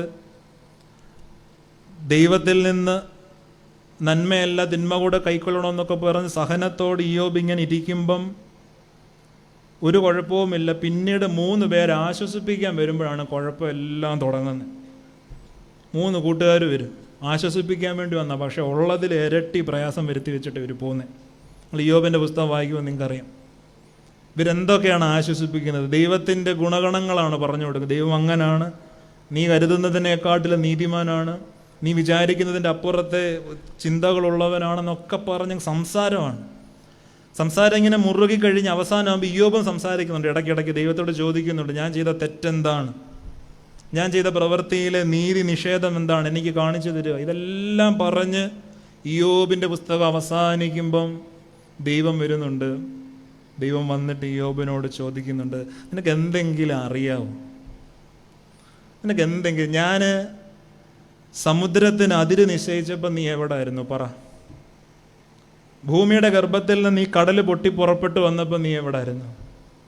കാട്ടാടുകളുടെ പ്രസവകാലം നിനക്കറിയാം, സൂര്യൻ എങ്ങനെ രൂപപ്പെട്ടു വന്നു നിനക്കറിയാം. ഇതെല്ലാം ദൈവം ചോദിക്കുകയാണ്. സ്നേഹമുള്ളവരെ, ഒറ്റ വാക്കി പറഞ്ഞാൽ നമ്മളിങ്ങനെ സംസാരിച്ച് നമുക്ക് പോലും അറിയാൻ പറ്റാത്ത കാര്യങ്ങളെപ്പറ്റി ഇങ്ങനെ വാചാലരായി നമ്മുടെ ജീവിതത്തെയും നമ്മുടെ പരിസരത്തിലെ ജീവിതത്തെയും മലിനമാക്കുന്ന ഒരു രീതിയാണ് നമുക്കെല്ലാം. നമുക്കറിയത്തില്ല. അപ്പോഫാറ്റിക് തിയോളജി എന്ന് പറയുന്ന ഒരു വേദശാസ്ത്ര രീതിയുണ്ടല്ലോ. ഈ പറയുന്നത് പോലെ നേതി എന്ന് പറയുന്ന അതേ ചിന്ത തന്നെയാണ്. നമ്മൾ ഈ കാണുന്നതല്ല ദൈവ പ്രകൃതമെന്ന് മനസ്സിലാക്കുമ്പോൾ ഒരു മനുഷ്യൻ അക്ഷരാർത്ഥത്തിൽ മൗനത്തിലേക്ക് ഇങ്ങനെ പിൻവാങ്ങും. നമ്മുടെ നാട്ടിൽ മൈലപ്രയിൽ പരിശുദ്ധനായ ഒരു റമ്പാച്ചൻ ജീവിച്ചിരിപ്പുണ്ടായിരുന്നു. നമുക്കറിയാം, മൈലപ്രയിലെ മാത്യൂസ് റമ്പാൻ ഷമ്മാശനായിരിക്കുന്ന കാലം തൊട്ട് താമസ ജീവിതത്തിൻ്റെ വഴികളിൽ കൂടെ കടന്നുപോയ ഒരു പുണ്യപിതാവാണ്. അദ്ദേഹം ആ കാലത്തെ പരിശുദ്ധനായ കല്ലാശ്ശേരി ബാവായ്ക്ക് എഴുതി അയക്കുന്ന ഒരു അപേക്ഷ എന്ന് പറയുന്നത്, പിതാവേ, ഇത്ര ദിവസങ്ങളിൽ, ഒരു കണക്ക് പറയുന്നുണ്ട്, 30-ൻ്റെ 60-ൻ്റെ മറ്റൊരു ദിവസക്കണക്ക് പറയുന്നുണ്ട്, ഇത്ര ദിവസങ്ങളിൽ വിശുദ്ധ കുർബാനയല്ലാതെ ഒന്നും ഭക്ഷിക്കാതെ മൗനമായിരിക്കാനുള്ള ഒരു കൃപ അല്ലെങ്കിൽ ആ ഒരു വ്രതത്തിൻ്റെ അനുവാദം തരണമെന്ന് പറഞ്ഞ് ബാവായ്ക്കൊക്കെ എഴുതി കൊടുക്കുന്നുണ്ട്. നമ്മുടെ ഇടയിൽ ജീവിച്ചിരുന്നൊരു പിതാവാണ്. ആയുസിൻ്റെ നല്ലൊരു ശതമാനവും മൗനത്തിലായിരുന്നു പ്രാർത്ഥിക്കാൻ ആഗ്രഹിച്ച ഒരാളാണ്. ഇങ്ങനെ മൗനത്തിലായിരുന്നു പ്രാർത്ഥിച്ചപ്പോൾ എന്ത് സംഭവിച്ചു? അദ്ദേഹം ഇങ്ങനെ പ്രാർത്ഥനയും വെളിപാടുകളും എഴുതി വെക്കുന്നൊരു രീതി ഉണ്ടായിരുന്നു. നമുക്കിടയിലും ഉണ്ടല്ലോ ഇങ്ങനെ സമീപകാലത്തൊക്കെ നമ്മൾ കാണുന്ന ഒരു രീതിയാണല്ലോ, ഇങ്ങനെ വേദപുസ്തകം പകർത്തി എഴുതുകയും അത് ബൈൻഡിടുകയൊക്കെ ചെയ്യുന്ന ഒരു കൊച്ചു പുണ്യപ്രവൃത്തി. വചനം നമുക്ക് എഴുതുമ്പം ഒരു കൃപ കിട്ടുമെന്നൊക്കെ വിശ്വസിക്കുന്ന ആളുകൾ നമുക്കിടയിലുണ്ട്. നല്ലതാണ്. സെമിനാരിയിൽ ഞാൻ പഠിക്കുന്ന സമയത്തൊക്കെ എൻ്റെ കൂടെ ഉള്ളൊരു സഹപാഠി ഇതുപോലെയാണ്. പ്രാർത്ഥനകൾ ഇങ്ങനെ എഴുതിയിടും മുഴുവൻ. ഏത് വേദപുസ്തകം എടുത്താലും പഠിക്കുന്ന പുസ്തകം എടുത്താലും അതിൻ്റെ ഏത് താളിൽ ഇങ്ങനെ എഴുത്താണ് പ്രാർത്ഥനകളുടെ. നല്ലൊരു ശതമാനം ജീവിതത്തിൽ മൗനത്തിലായി തീർന്ന ഈ മാത്യൂസ് റമ്പാച്ചൻ ഇങ്ങനെ ദൈവ സംഭാഷണങ്ങൾ ഇങ്ങനെ എഴുതിയിട്ടപ്പോൾ അതിന് നമ്മൾ കൊടുത്തൊരു വാക്ക് മധുരഭാഷണം എന്നാണ്. അദ്ദേഹത്തിൻ്റെ ഡയറികൾ പിന്നീട് കിട്ടിയെടുക്കുന്നു. സ്നേഹമുള്ളവരെ, എത്ര മനോഹരമാണ് ആ മധുരഭാഷണം എന്നറിയാമോ? ആ പുസ്തകങ്ങളും ആ ഒരു പ്രാർത്ഥനയൊക്കെ നമുക്ക് വാങ്ങാൻ കിട്ടും. മൗനത്തിലായിരുന്നത് കൊണ്ട് ദൈവത്തെ അറിയുന്ന ഒരു രീതി പൗരസ്ത്യ രീതിയാണ്. നമ്മളിന്ന് അതിൻ്റെ തലം മാറ്റി ഒച്ചപ്പാടിലോട്ട് നമ്മൾ പോയി. ഇപ്പം നോമ്പൊക്കെ വരുവാണല്ലോ, 3 നോമ്പ് വരുന്നു, വലിയ നോമ്പ് വരുന്നു. നോമ്പിൻ്റെ ഒരു പ്രധാന അനുഷ്ഠാന രീതി എന്ന് പറയുന്നത് ആഹാരത്തിൽ നിന്നുള്ള വ്രതങ്ങളോടൊപ്പം തന്നെ വാക്കുകളിൽ നിന്നുള്ളൊരു വ്രതമുണ്ട്. നമ്മുടെ പൂർവികരായ പിതാക്കന്മാരെല്ലാം ഇങ്ങനെ ഈ വാക്കിൻ്റെ വ്രതം ഏറ്റവും അധികം ശ്രദ്ധിച്ച മനുഷ്യരാണ്. എനിക്കൊന്ന് മുതിർന്നവർക്ക് കുറച്ചുകൂടെ മനസ്സിലാവും. ഈ വായിന്ന് വരുന്ന വാക്കുകൾ അത് വളരെ സൂക്ഷിച്ചില്ലെങ്കിൽ ജീവിതം മുഴുവൻ ഇരുട്ടിപ്പോവും. ഒന്ന് പറഞ്ഞ് രണ്ടാമത്തേതിന് ശപിക്കുന്ന മനുഷ്യരെ നമ്മൾ കണ്ടിട്ടില്ലേ? ഒന്ന് പറഞ്ഞ് രണ്ടാമത്തേതിന് ശപിക്കലാണ്. ദ്രോഹം ചെയ്തൊരു മനുഷ്യൻ, അല്ലെങ്കിൽ ഉപദ്രവിച്ച ഒരാൾ, അല്ലെങ്കിൽ നിങ്ങൾ നടന്നു പോകുമ്പോൾ നിങ്ങൾ വാഹനത്തിൽ യാത്ര നിങ്ങൾ സൈഡ് തരാത്ത ഒരാൾ, 2 വാക്ക് ശപിച്ച് കഴിയുമ്പോൾ നിങ്ങൾക്ക് എന്തോ ആശ്വാസം കിട്ടുന്നുണ്ടെന്നാണോ നിങ്ങൾ കരുതുന്നത്? സ്നേഹമുള്ളവർ, നിങ്ങൾ എഴുതി വെച്ചോ, നിങ്ങൾ ശപിക്കുന്നതിൻ്റെ 60% തിരിച്ച് സ്വന്തം മാർവിടത്തിലേക്ക് വരും. നിങ്ങൾ അനുഗ്രഹിക്കാൻ വിളിക്കപ്പെട്ടവരാണ്. ചെങ്ങന്നൂർ പൂപ്പള്ളി ആശുപത്രി എന്ന് പറഞ്ഞൊരു ആശുപത്രി ഉണ്ടായിരുന്നു. ആ ഭാഗത്തുള്ളവർക്കൊക്കെ ഒരുപക്ഷെ അറിയായിരിക്കും. അവിടെ കോശി ഡോക്ടർ എന്ന് പറഞ്ഞൊരു ഡോക്ടറുണ്ട്. അദ്ദേഹം മരണപ്പെട്ടു. അദ്ദേഹത്തോട് അടുത്ത് വരുന്ന മനുഷ്യരോട് അദ്ദേഹം എപ്പോഴും പറയും, ഇങ്ങനെ അദ്ദേഹത്തിൻ്റെ മരുന്ന് വാങ്ങാൻ പോയാലും മരുന്നൊക്കെ കുറിച്ച് കൊടുത്തിട്ട് അദ്ദേഹം ഒരൊറ്റ വാക്ക് പറയും, ഗോഡ് ബ്ലെസ് യു, ദൈവം അനുഗ്രഹിക്കും. പനിക്ക് മരുന്ന് മേടിക്കാൻ വന്നാലും എന്തിന് മരുന്ന് വാങ്ങാൻ വന്നാലും ഇങ്ങനെ മരുന്ന് കുറിച്ച് കൊടുത്ത് രോഗി പോകുന്നതിന് പറയും, ദൈവം അനുഗ്രഹിക്കും കേട്ടോ. തൊള്ളത്തൊക്കെ തട്ടിയിട്ട് ഇങ്ങനെ പറയും. ശമാശനാകുന്നതിന് മുമ്പ് ഒരു ദിവസം അദ്ദേഹത്തെ കണ്ടപ്പോൾ അദ്ദേഹം പറഞ്ഞ്, ജീവിതത്തിൽ ആ ഒരു ശീലം കൊണ്ടിരുന്നത് നല്ലതാണ്. ആരെ കണ്ടാലും വെറുതെ ഒന്ന് തോളത്തൊക്കെ തട്ടി ദൈവം അനുഗ്രഹിക്കും. ഡോക്ടർ എന്താ പറഞ്ഞറിയോ? പറയുന്നതിൻ്റെ പകുതി അനുഗ്രഹം നിങ്ങളുടെ വീട്ടിലെത്തിയിരിക്കും. വാക്കിന് ഒരു വിലയുണ്ട്. നമ്മുടെ കർത്താവ് എത്ര മനോഹരമായിട്ടാണ് പറയുന്നത്. കർത്താവിൻ്റെ അടുത്ത് ഇങ്ങനെ വലിയ ആഹാര നിയമമൊക്കെ പറഞ്ഞുകൊണ്ട് യഹൂദന്മാർ വന്നപ്പം കർത്താവ് ഇങ്ങനെ പുച്ഛിച്ച് തള്ളുകയാണ്. എന്നിട്ടാണ് പറയുന്നത്, ഈ ആഹാരം പോകുന്ന വഴിയൊക്കെ നിങ്ങൾക്കറിയാം, ശരീരത്തിൽ ചേരുന്നു, അത് മറ്റ് അല്ലാതെ മാറുന്നു. വായിന്ന് വരുന്ന വാക്കാണ് നിങ്ങളുടെ ശുദ്ധിയും അശുദ്ധതയും നിർണ്ണയിക്കുന്നത്. സ്നേഹമുള്ളവരെ, നോമ്പിൻ്റെ പ്രധാന വ്രതം ഇതാണ്. നിങ്ങളൊന്നും മിണ്ടാതിരുന്നാൽ, നിങ്ങളുടെ വാക്കുകൾ ചുരുക്കിയാൽ, ഇങ്ങനെ വാക്കിൻ്റെ നിയന്ത്രണത്തിന് വേണ്ടി മിനുസമുള്ള ഉരുളങ്കല്ല് വായിലിട്ട് നാവിനെ നിയന്ത്രിച്ച് നടന്ന പൗരസ്ത്യ പിതാക്കന്മാരുടെ നമ്മുടെ ചരിത്രങ്ങളിലുണ്ട്. മരുഭൂമിയിലൊക്കെ നോമ്പാവുമ്പം അത്രത്തോളം നാവിനെ ഭയപ്പെട്ടിരുന്നുണ്ട് ഇവർ. സ്നേഹമുള്ളവരെ, മൗനമായിട്ടിരിക്കുക എന്ന് പറഞ്ഞാൽ വേറൊരു തലം കൂടുണ്ട്. എന്താണെന്നറിയാമോ? സഹിക്കുക എന്നൊരർത്ഥം കൂടുണ്ട്. സഹിക്കുന്ന മനുഷ്യൻ പരാതി പറയത്തില്ല. സഹിക്കുന്ന മനുഷ്യൻ ഇങ്ങനെ അവിടെ ഇവിടെ നടന്ന് ദൈവം അങ്ങനെ ചെയ്തു, എന്നോട് ഇങ്ങനെ ചെയ്തു, അവൻ എനിക്ക് ഇങ്ങനെ ചെയ്തു പറഞ്ഞ് പുലമ്പി നടക്കത്തില്ല. സഹിക്കുന്ന മനുഷ്യരുടെ കണ്ണുകളാണ് സംസാരിക്കുന്നത്. കോവിഡ് കാലത്തെയൊക്കെ ഒരു പ്രധാനപ്പെട്ട കാഴ്ച മനുഷ്യരിങ്ങനെ മാസ്ക് വെച്ച് നടക്കുന്നൊരു കാഴ്ചയാണല്ലോ. മൂക്ക് മുതൽ താടി വരെ മറഞ്ഞിരിക്കുകയാണ്. പിന്നെ ആകെപ്പാടെ ചിരിക്കുവാണോ കരയുവാണോ എന്നറിയാൻ പറ്റുന്ന ഈ കണ്ണുകൾ നോക്കുമ്പോഴാണ്.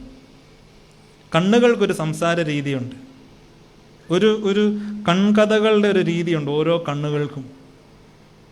സഹിക്കുന്ന മനുഷ്യൻ്റെ കണ്ണുകളാണ് സംസാരിക്കുന്നത്. ദൈവസന്നിധി നിൽക്കുമ്പോൾ ഇങ്ങനെ കുടുകുടാ കണ്ണുനീരൊഴുകുന്ന പ്രാർത്ഥന പ്രാർത്ഥിക്കുന്ന സഹന മനുഷ്യർ എത്രയോ പേര് നമുക്കിടയിലുണ്ട്.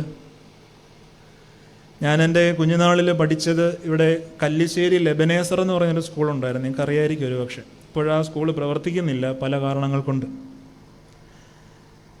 LKG മുതൽ പഠിക്കുന്നൊരു സ്കൂളാണ്. LKGയിൽ അവിടെ പഠിക്കാൻ ചെല്ലുന്ന സമയത്ത് എല്ലാ കുഞ്ഞുങ്ങളും വന്നിരിക്കുമ്പം ഞങ്ങളെല്ലാം അമ്മയും അപ്പനും ഒക്കെ കൊണ്ടുവിട്ടു.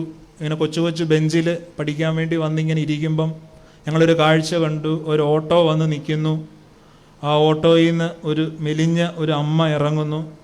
ഒരു 6 വയസ്സിനടുത്ത് വരുന്ന ഇവരുടെ മകനെ ഇങ്ങനെ എടുത്തുകൊണ്ട് വന്ന് കസേരയിൽ ഞങ്ങളുടെ അടുത്ത് ഇരുത്തുന്നു. അന്നത് പെട്ടെന്ന് അതിൻ്റെ കാര്യം പിടികിട്ടി. കാൽപ്പത്തി ഇങ്ങനെ നിവർന്ന് അരയ്ക്ക് കീപ്പോട്ട് തളർന്ന ഞങ്ങളുടെ ഒരു കൂട്ടുകാരനാണ്. 9 വർഷം ആ സ്കൂളിൽ പഠിച്ചപ്പോഴും കാണുന്ന കാഴ്ച ഇതാണ്. എന്നും 9:30 കഴിഞ്ഞ് ഫസ്റ്റ് ബെൽ അടിക്കുമ്പോൾ ഓട്ടോ വന്നിറങ്ങും. ഇവൻ്റെ മെലിഞ്ഞ അമ്മ ഇങ്ങനെ ഓട്ടോയിൽ നിന്ന് ഇറങ്ങും. ഇവനെ ഇങ്ങനെ എടുത്തുകൊണ്ട് വരും. ഞങ്ങളോടൊപ്പം അവനും വളരുന്നുണ്ട്. അവൻ നടക്കാൻ കഴിയില്ല. അന്നാണ് എനിക്ക് മനസ്സിലായത്, ഈ മക്കളുടെ ഭാരം അമ്മയ്ക്ക് അറിയാൻ പറ്റത്തില്ലെന്ന് എനിക്ക് മനസ്സിലായത് അന്ന്. 7 പഠിക്കുമ്പോഴും 8 പഠിക്കുമ്പോഴും ഈ വളർന്ന അതേ വളർച്ചയുള്ള ഇവനെ ഇങ്ങനെ കൂളായിട്ട് എടുത്തുകൊണ്ട് വന്ന് അമ്മ ഇങ്ങനെ ബെഞ്ചിക്കൊണ്ടിരുത്തുന്നത്. ഉച്ചയ്ക്ക് കൈ കഴുകാൻ ചോറിനാൻ നേരത്ത് അവിടെ ഇരുന്നുകൊണ്ട് തന്നെ കുപ്പിയിൽ കൈ കഴുകും. PT അവർ എല്ലാ പിള്ളേരും ഇങ്ങനെ വെളിയിൽ ഇങ്ങനെ കളിക്കാൻ പോകും. ഓടിട്ട പഴയ സ്കൂളാണ്. ഒരു 3-3:30 സമയം 2:30 സമയം എല്ലാവരും ഓടിക്കളിക്കുമ്പോൾ ഇടയ്ക്കൊക്കെ വെള്ളം കുടിക്കാൻ ക്ലാസ്സിൽ വരുമ്പം ആ ഇരുട്ട് ക്ലാസ് മുറിയിൽ ഇങ്ങനെ തനിച്ചിരിക്കുന്ന കാണാം. ജോഷുവ എന്നാ പേര്, ജോഷുവ. ഇങ്ങനെ തനിച്ചിരിക്കുന്ന കാണാം. എന്തൊക്കെയായിരിക്കും എൻ്റെ മനസ്സിൽ കൂടെ കടന്നു പോയിട്ടുള്ളത്. ആ സ്കൂൾ വിട്ട് പലയിടങ്ങളിൽ പോയി ഇവനെ പിന്നീടൊന്ന് കാണണമെന്നിങ്ങനെ ആഗ്രഹിച്ച് ഇങ്ങനെ വരുന്നൊരു സമയം, ഒരു ദിവസം കല്ലിശ്ശേരി ജംഗ്ഷനിൽ കൂടി ഇങ്ങനെ ബസ്സിൽ പോകുമ്പം അവിടെ വഴിയിൽ ഇങ്ങനെ അംഗപരിമിതരായിട്ടുള്ളവർ ഉപയോഗിക്കുന്ന ഒരു സ്കൂട്ടർ ഉണ്ടല്ലോ, ഇങ്ങനെ 2 സൈഡിലും കൂടെ എക്സ്ട്രാ വീലുള്ള, അതുപോലൊരു സ്കൂട്ടറിൽ ഇരുന്ന് ഒരു കൊച്ചു മൈക്കൊക്കെ വെച്ച് വേദപുസ്തകം പിടിച്ചുകൊണ്ട് സുവിശേഷം പറയുന്ന എൻ്റെ ഈ അരയ്ക്ക് കീപ്പോട്ട് തളർന്ന സുഹൃത്തിനെ ഞാൻ കണ്ടു. ജോഷുവ പാസ്റ്ററാണ് ഇന്ന് IPC സഭയുടെ. അരയ്ക്ക് കീപ്പോട്ട് തളർന്ന ഇവനിങ്ങനെ മുച്ചക്ര വണ്ടിയിൽ ഇങ്ങനെ ഓടിച്ച് വെയിൽ വകവെക്കാതെ കവലകളിൽ നിന്നിങ്ങനെ ഉറക്ക പറയും, ദൈവം നിന്നെ സ്നേഹിക്കുന്നു എന്നിങ്ങനെ പറഞ്ഞു കൊടുത്തുകൊണ്ടിരിക്കും. തെരുവിൽ നിന്ന് പ്രസംഗിക്കുന്ന ഒരുപാട് സഹോദരങ്ങളെ നമ്മൾ കാണുന്നുണ്ടല്ലോ. ഒരായുസ് മുഴുവൻ ചലനം എന്താണ്, നടപ്പെന്താണെന്നറിയാതെ, ലോകത്തിൻ്റെ കൗതുകങ്ങളിലേക്ക് നടക്കാൻ കഴിയാതെ ഇരുട്ടുമുറിയിൽ ഇരുന്നു പോയ ഒരു മനുഷ്യൻ എങ്ങനെയാണ് സ്നേഹമുള്ളവരെ കർത്താവ് നിന്നെ സ്നേഹിക്കുന്നു എന്നൊരു സമൂഹത്തെ നോക്കി പറയാൻ പറ്റുന്നേ? അവൻ്റെ മൗനത്തിൽ കൂടെ അവൻ സഹനം അറിഞ്ഞു. അവൻ്റെ സഹനത്തിൽ കൂടെ അവൻ ദൈവത്തിൻ്റെ സ്നേഹം എന്താണെന്ന് അറിഞ്ഞു. പൗലോസ്ലീഹ മനോഹരമായിട്ട് ആ ഒരു വഴി പറഞ്ഞു തരുന്നുണ്ടല്ലോ. കഷ്ടതയിൽ നിന്ന് സഹനത്തിലേക്കും, സഹനത്തിൽ നിന്ന് സിദ്ധതയിലേക്കും, സിദ്ധതയിൽ നിന്ന് പ്രത്യാശയിലേക്കുമുള്ള ഒരു മനോഹര വഴി പറഞ്ഞു തരുന്നുണ്ടല്ലോ. സ്നേഹമുള്ളവരെ, മിണ്ടാതെ ഇരുന്ന് ഞാൻ ദൈവമെന്നറിഞ്ഞുകൊള്ളുവീൻ എന്നൊരു തിരുവചനം വേദപുസ്തകം നമുക്ക് നൽകുന്നുണ്ട്. ദൈവത്തെ ദൈവമായി അറിഞ്ഞാൻ മനസ്സിലും നാവിലും ജീവിതത്തിലും അടങ്ങി ശാന്തമായിട്ടിരുന്ന ഈ ദൈവത്തെ അറിയുന്ന ഒരു ജീവിത രീതിയാണ്. മനുഷ്യരിങ്ങനെ ജീവിതത്തിൻ്റെ അലച്ചിലുകളിൽ നിന്നെല്ലാം മാറി, ഭയങ്കരമായ ഭക്തപ്രകടനങ്ങളിൽ നിന്നൊക്കെ മാറി, ഉൾവലിഞ്ഞ് ശാന്തമായി മൗനമായി, പത്രോസ്ലീഹായുടെ ഭാഷ്യപ്രകാരം ദൈവത്തിൻ്റെ ബലമുള്ള കൈക്കീഴ് താണിരിക്കുന്ന ഒരു ജീവിത രീതി ഉണ്ടല്ലോ. നിങ്ങളങ്ങനെ താണിരിക്കുന്ന നിമിഷം നിങ്ങൾ ദൈവത്തെ രുചിച്ചറിയും. പ്രയാസം വരുമ്പം പലയിടങ്ങളിൽ ഓടി നടന്ന് പലയിടങ്ങളിൽ കിടന്ന് വെപ്രാളപ്പെട്ട് നമുക്കറിയാൻ പറ്റാത്ത ദൈവത്തെപ്പറ്റി ഇങ്ങനെ പല കാര്യങ്ങൾ പറഞ്ഞു നടക്കാതെ പൂർണ്ണ മൗനത്തിൽ ബലമുള്ള കൈക്കീഴിൽ താണിരിക്കുമ്പം മോശ പറഞ്ഞതുപോലെ യഹോവ നിങ്ങൾക്ക് വേണ്ടി യുദ്ധം ചെയ്യുന്നത് നിങ്ങൾ ജീവിതത്തിൽ രുചിച്ചറിയും. സ്നേഹമുള്ളവരെ, ഒരു മനുഷ്യനും വിടുവിക്കാനോ സഹായിക്കാനോ വരാത്ത സമയം കർത്താവിൻ്റെ കരം നിങ്ങളുടെ ജീവിതത്തിൽ കാണും. ഞാൻ എൻ്റെ വാക്കുകൾ ചുരുക്കട്ടെ. ഇതൊരു ജീവിത രീതിയാണ്, ഒരു ജീവിത വഴിയാണ്. ഒരു 8-ാം നൂറ്റാണ്ടോടൊക്കെ അടുത്ത് ഫ്രാൻസിൽ ഇങ്ങനെ സോസിമാസ് എന്ന് പറയുന്ന ഒരു വിശുദ്ധനായ ഒരു പുരോഹിതൻ ജീവിച്ചിരിപ്പുണ്ടായിരുന്നു. സോസിമാസ്. അദ്ദേഹം ഇങ്ങനെ അദ്ദേഹത്തിനെ ഏൽപ്പിച്ച പള്ളിയിൽ എന്നും വരും, ആരാധനയ്ക്ക് വേണ്ടി വരും. ആരാധനയൊക്കെ കഴിഞ്ഞ് ആളുകൾ പോയാലും ഈ അടച്ചിട്ട പള്ളി ഇങ്ങനെ മെല്ലെ തുറന്നു നോക്കിയാൽ പള്ളിയുടെ ഏറ്റവും പിറകിൽ ഒരു മനുഷ്യൻ ഇങ്ങനെ വെറുതെ ഇരിക്കുന്ന കാണും എപ്പോഴും. സോസിമാസ് എന്ന പുരോഹിതൻ ഇങ്ങനെ നോക്കുമ്പം പള്ളിയുടെ ഏറ്റവും പുറകിൽ ഒരു മനുഷ്യൻ ഇങ്ങനെ വെറുതെ ഇരിക്കുന്നു. അവൻ മുട്ടിന്മേ നിൽക്കുന്നില്ല, കൈവിടർത്തി പ്രാർത്ഥിക്കുന്നില്ല, നിലവിളിക്കുന്നില്ല, കുരിശ് വരയ്ക്കുന്നില്ല, വേദപുസ്തകം വായിക്കുന്നില്ല, വെറുതെ ഇരിക്കുന്നു. സോസിമാസ് എന്ന പുരോഹിതൻ അടുത്ത് ചെന്ന് ഈ മനുഷ്യനോട് ചോദിച്ചു, നിങ്ങളിവിടെ എന്താ ചെയ്യുന്നത്? നിങ്ങൾ പ്രാർത്ഥിക്കുന്നതായിട്ട് കാണുന്നില്ല, നിങ്ങൾ എന്തെങ്കിലും ഭക്തകർമ്മങ്ങൾ ചെയ്യുന്നതായിട്ട് കാണുന്നില്ല, നിങ്ങൾ എന്താണ് ചെയ്യുന്നത്? മനുഷ്യൻ എന്താ പറഞ്ഞതെന്നറിയാമോ?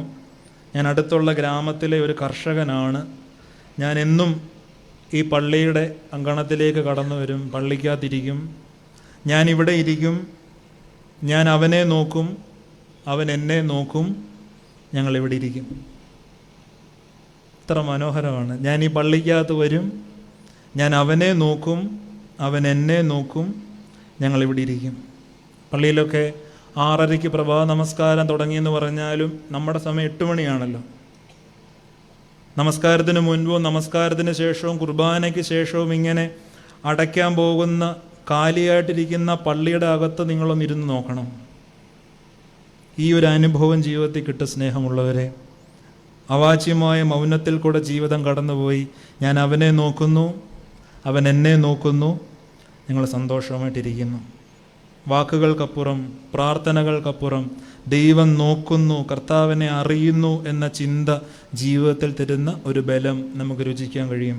ആയതിന് ദൈവത്തിൻ്റെ പരിശുദ്ധ റൂഹ നമ്മളെ സഹായിക്കട്ടെ. ജീവിതത്തിൻ്റെ പ്രതിസന്ധികളിൽ ഈ തിരുവചനം നമുക്കൊരു ഓർമ്മപ്പെടുത്തലും ബലവുമാകട്ടെ. മിണ്ടാതെ ഇരുന്ന് ഞാൻ ദൈവമെന്ന് അറിഞ്ഞുകൊള്ളുവീൻ. ദൈവം നമ്മയൊക്കെയും അനുഗ്രഹിക്കട്ടെ.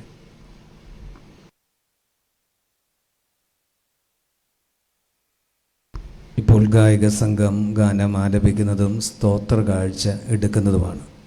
സ്തോത്ര കാഴ്ച സമർപ്പിക്കുന്നതിന് മുമ്പ് കഴിഞ്ഞ 2 ദിവസങ്ങൾ ഞങ്ങളെ ഓർമ്മിപ്പിച്ചു. ഇന്നത്തെ സ്തോത്ര കാഴ്ച ഡയാലിസിസ് ചെയ്യുന്ന രോഗികൾക്ക് നമ്മൾ നൽകുന്ന ഒരു കൈത്താങ്ങാണ്, നമ്മൾ നൽകുന്ന ഒരു കാഴ്ചയാണ്, നമ്മൾ നൽകുന്ന ഒരു പ്രാർത്ഥനയാണ്. കിഡ്നി സംബന്ധമായ രോഗം മൂലം വളരെ പ്രയാസപ്പെടുന്ന അനേകരുണ്ട്. മനസ്സ് തകർന്നവർ, അവരോടൊപ്പം നമ്മുടെ പ്രാർത്ഥന ഉണ്ടാകണം. അതുകൊണ്ട് ഇന്നത്തെ സ്തോത്ര കാഴ്ച അപ്രകാരമുള്ള രോഗികൾക്ക് നമ്മൾ നൽകുന്ന ഒരു കാഴ്ച എന്ന ബോധ്യത്തോട് ആത്മാർത്ഥമായി സ്തോത്ര കാഴ്ച സമർപ്പിക്കുവാനായിട്ട് കഴിയണം.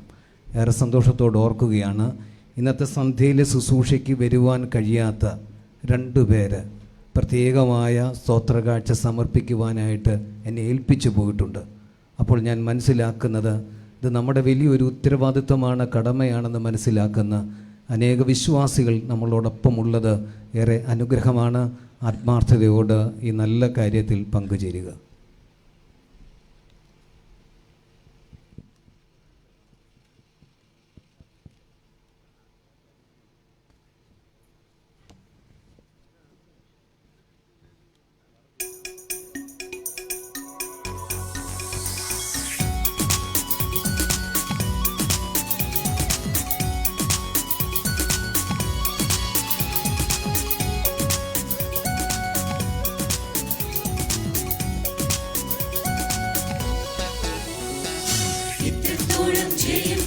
ദൈവത്തിനു സ്തോത്രം, ഇതുവരെ കരുതിയ രക്ഷകനു സ്തോത്രം. ഇത്രത്തോളം ജയം തന്ന ദൈവത്തിനു സ്തോത്രം, ഇതുവരെ കരുതിയ രക്ഷകനു സ്തോത്രം. ഇനിയും കൃപ തോന്നി കരുതിടണേ, ഇനിയും നടത്തേടി തിരുവിധം പോ. ഇനിയും കൃപ തോന്നി കരുതിടണേ, ഇനിയും നടത്തേടി തിരുവിധം പോ.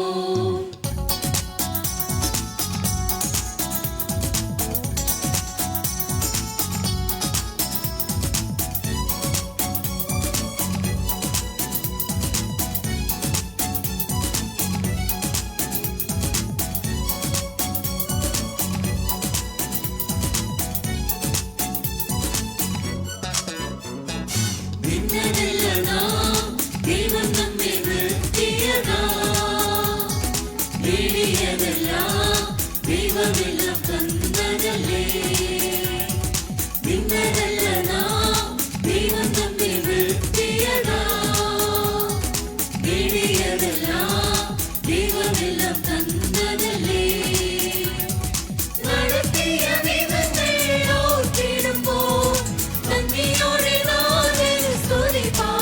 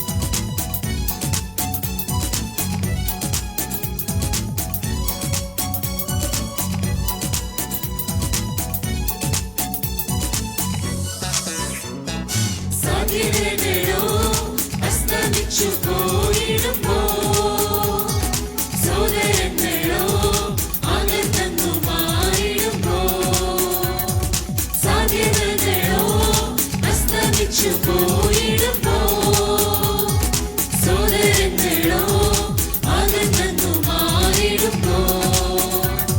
സ്നേഹത്താൽ വീണ്ടെടുക്കും യേശുനാഥൻ സകലത്തിലും ജയം നൽകുമല്ലോ.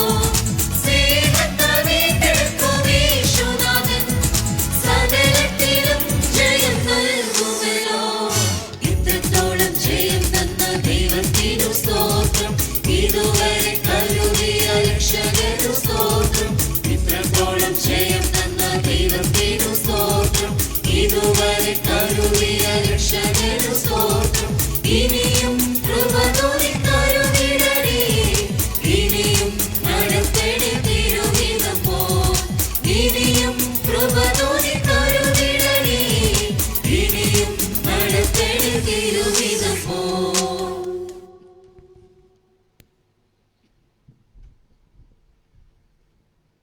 നാളത്തെ പ്രോഗ്രാം അറിയിക്കുകയാണ്. നാളെ വൈകിട്ടത്തെ സന്ധ്യാനമസ്കാരം അറിയാം. ഞായറാഴ്ചത്തെ സന്ധ്യാനമസ്കാരമാണ്. അതുകൊണ്ട് വൈകിട്ട് 5:30 മണിക്ക് സന്ധ്യാനമസ്കാരം ആരംഭിക്കും. 6:30 മണിക്ക് ഗാനശുശ്രൂഷ പുറമറ്റം സെൻറ്റ് മേരീസ് ഓസ്ലേം ഇടവകയുടെ ഗായക സംഘം ഗാനശുശ്രൂഷയ്ക്ക് നേതൃത്വം നൽകും. വചന ശുശ്രൂഷ നിർവഹിക്കുന്നത് ബഹുമാനപ്പെട്ട ജോൺ ടി വർഗീസ് കുള്ളക്കട അച്ഛനാണ്. എല്ലാവരുടെയും നമ്മുടെ കൺവെൻഷൻ്റെ 2 സന്ധ്യ കൂടെ മാത്രമാണ് ഈ വർഷം നമുക്ക് ലഭ്യമാകുന്നത്. സന്ധ്യയുടെ ശുശ്രൂഷയിൽ എല്ലാവരും സംബന്ധിപ്പാൻ പ്രത്യേകമായി ശ്രദ്ധിക്കുക. നമ്മുടെ കൺവെൻഷൻ്റെ കാര്യങ്ങൾ നിങ്ങളെല്ലാവരുടെയും നല്ല ഒരു സഹകരണം ഉണ്ട്. രാവിലത്തെ ധ്യാനയോഗത്തിലും നല്ലൊരു പങ്കാളിത്തം അനുഭവിക്കുവാനായിട്ട് കഴിഞ്ഞു. നിങ്ങളുടെ നല്ല പ്രാർത്ഥന, നല്ല സഹകരണം ഈ കൺവെൻഷന് ഏറെ അനുഗ്രഹമാണ്. സ്നേഹത്തോട് ഓർമ്മിപ്പിക്കുന്നു, കൺവെൻഷൻ്റെ കാര്യങ്ങൾക്ക് നമ്മുടേതായിട്ടുള്ള ഒരു പങ്കാളിത്തം കൺവെൻഷൻ ഓഫീസിൽ സംഭാവനയായിട്ട് നൽകുവാൻ നിങ്ങൾ പ്രത്യേകം ശ്രദ്ധിക്കുന്നുണ്ട്. എങ്കിലും ഓർമ്മിപ്പിക്കുന്നു, ആത്മാർത്ഥതയോടെ കൺവെൻഷൻ്റെ കാര്യങ്ങളിൽ നമ്മുടേതായിട്ടുള്ള പങ്കാളിത്തം ഉണ്ടാകുവാൻ കൺവെൻഷൻ ഓഫീസിൽ സംഭാവന നൽകുവാൻ പ്രത്യേകമായി ശ്രദ്ധിക്കുക. ഈ സന്ധ്യയിലെ ശുശ്രൂഷയിൽ സംബന്ധിച്ച എല്ലാവർക്കും നന്ദി പ്രകാശിപ്പിക്കുവാനായി ബഹുമാനപ്പെട്ട CK കുര്യനച്ഛനെ ക്ഷണിക്കും. ദൈവത്തിൻ്റെ വലിയ തിരുനാമത്തിന് മഹത്വം ഉണ്ടാവട്ടെ. കർത്താവിൽ പ്രിയപ്പെട്ടവരെ, പ്രസംഗത്തിന് 2 ശൈലിയുണ്ട്. ഒന്ന് കൊട്ടൊടി കൊണ്ടിട്ടിക്കുന്ന പോലുള്ള ആ ഒരു ശൈലി, ഒന്ന് തലോടി കാര്യങ്ങൾ സന്നിവേശിപ്പിക്കുന്ന ശൈലി. പ്രിയപ്പെട്ട ജിതനച്ചൻ നമ്മളൊരു മന്ദമാരുതൻ തലോടുന്നത് പോലെ തലോടി ആശയങ്ങൾ തലയ്ക്കകത്തേക്കല്ല ഹൃദയത്തിലേക്ക് നന്നായി സന്നിവേശിപ്പിച്ചു. നമ്മുടെയൊക്കെ ഹൃദയത്തിൽ പതിയുന്ന സുന്ദരമായ ശൈലി. ഏറെ നന്ദിയുണ്ടച്ച കൺവെൻഷൻ്റെ നാമത്തിൽ, സംഘാടകരുടെ നാമത്തിൽ, കേൾവിക്കാരുടെ ഞങ്ങൾ എല്ലാവരുടെയും നാമത്തിലുള്ള നന്ദിയും സ്നേഹവും പ്രിയപ്പെട്ട അച്ഛനെ അറിയിക്കുന്നു. അഭ്യുന്യ തിരുമനസ്സിൻ്റെ സാന്നിധ്യം പ്രത്യേകം നന്ദി പറയുന്നത് തിരുമേനിക്ക് ഇഷ്ടമല്ല, ആവശ്യമില്ല. തിരുമേനി ഇതിൻ്റെ നേതൃസ്ഥാനത്തുള്ള ആളാണല്ലോ. പ്രസിഡന്റ്, സെക്രട്ടറി, വന്യ വൈദിക ശ്രേഷ്ഠൻ. ഗാനം ആലപിച്ച സെൻറ്റ് സ്റ്റീഫൻസ് പള്ളി ഗായക സംഘം, കടന്നു വന്ന പ്രിയപ്പെട്ട എല്ലാവരോടും അല്പമായും അധികമായും നേതൃത്വം കൊണ്ടും സാന്നിധ്യം കൊണ്ടും സഹകരണം കൊണ്ടും പങ്കെടുത്ത എല്ലാവരോടുള്ള നന്ദിയും സ്നേഹവും അറിയിക്കുന്നു. ദൈവം അനുഗ്രഹിക്കട്ടെ.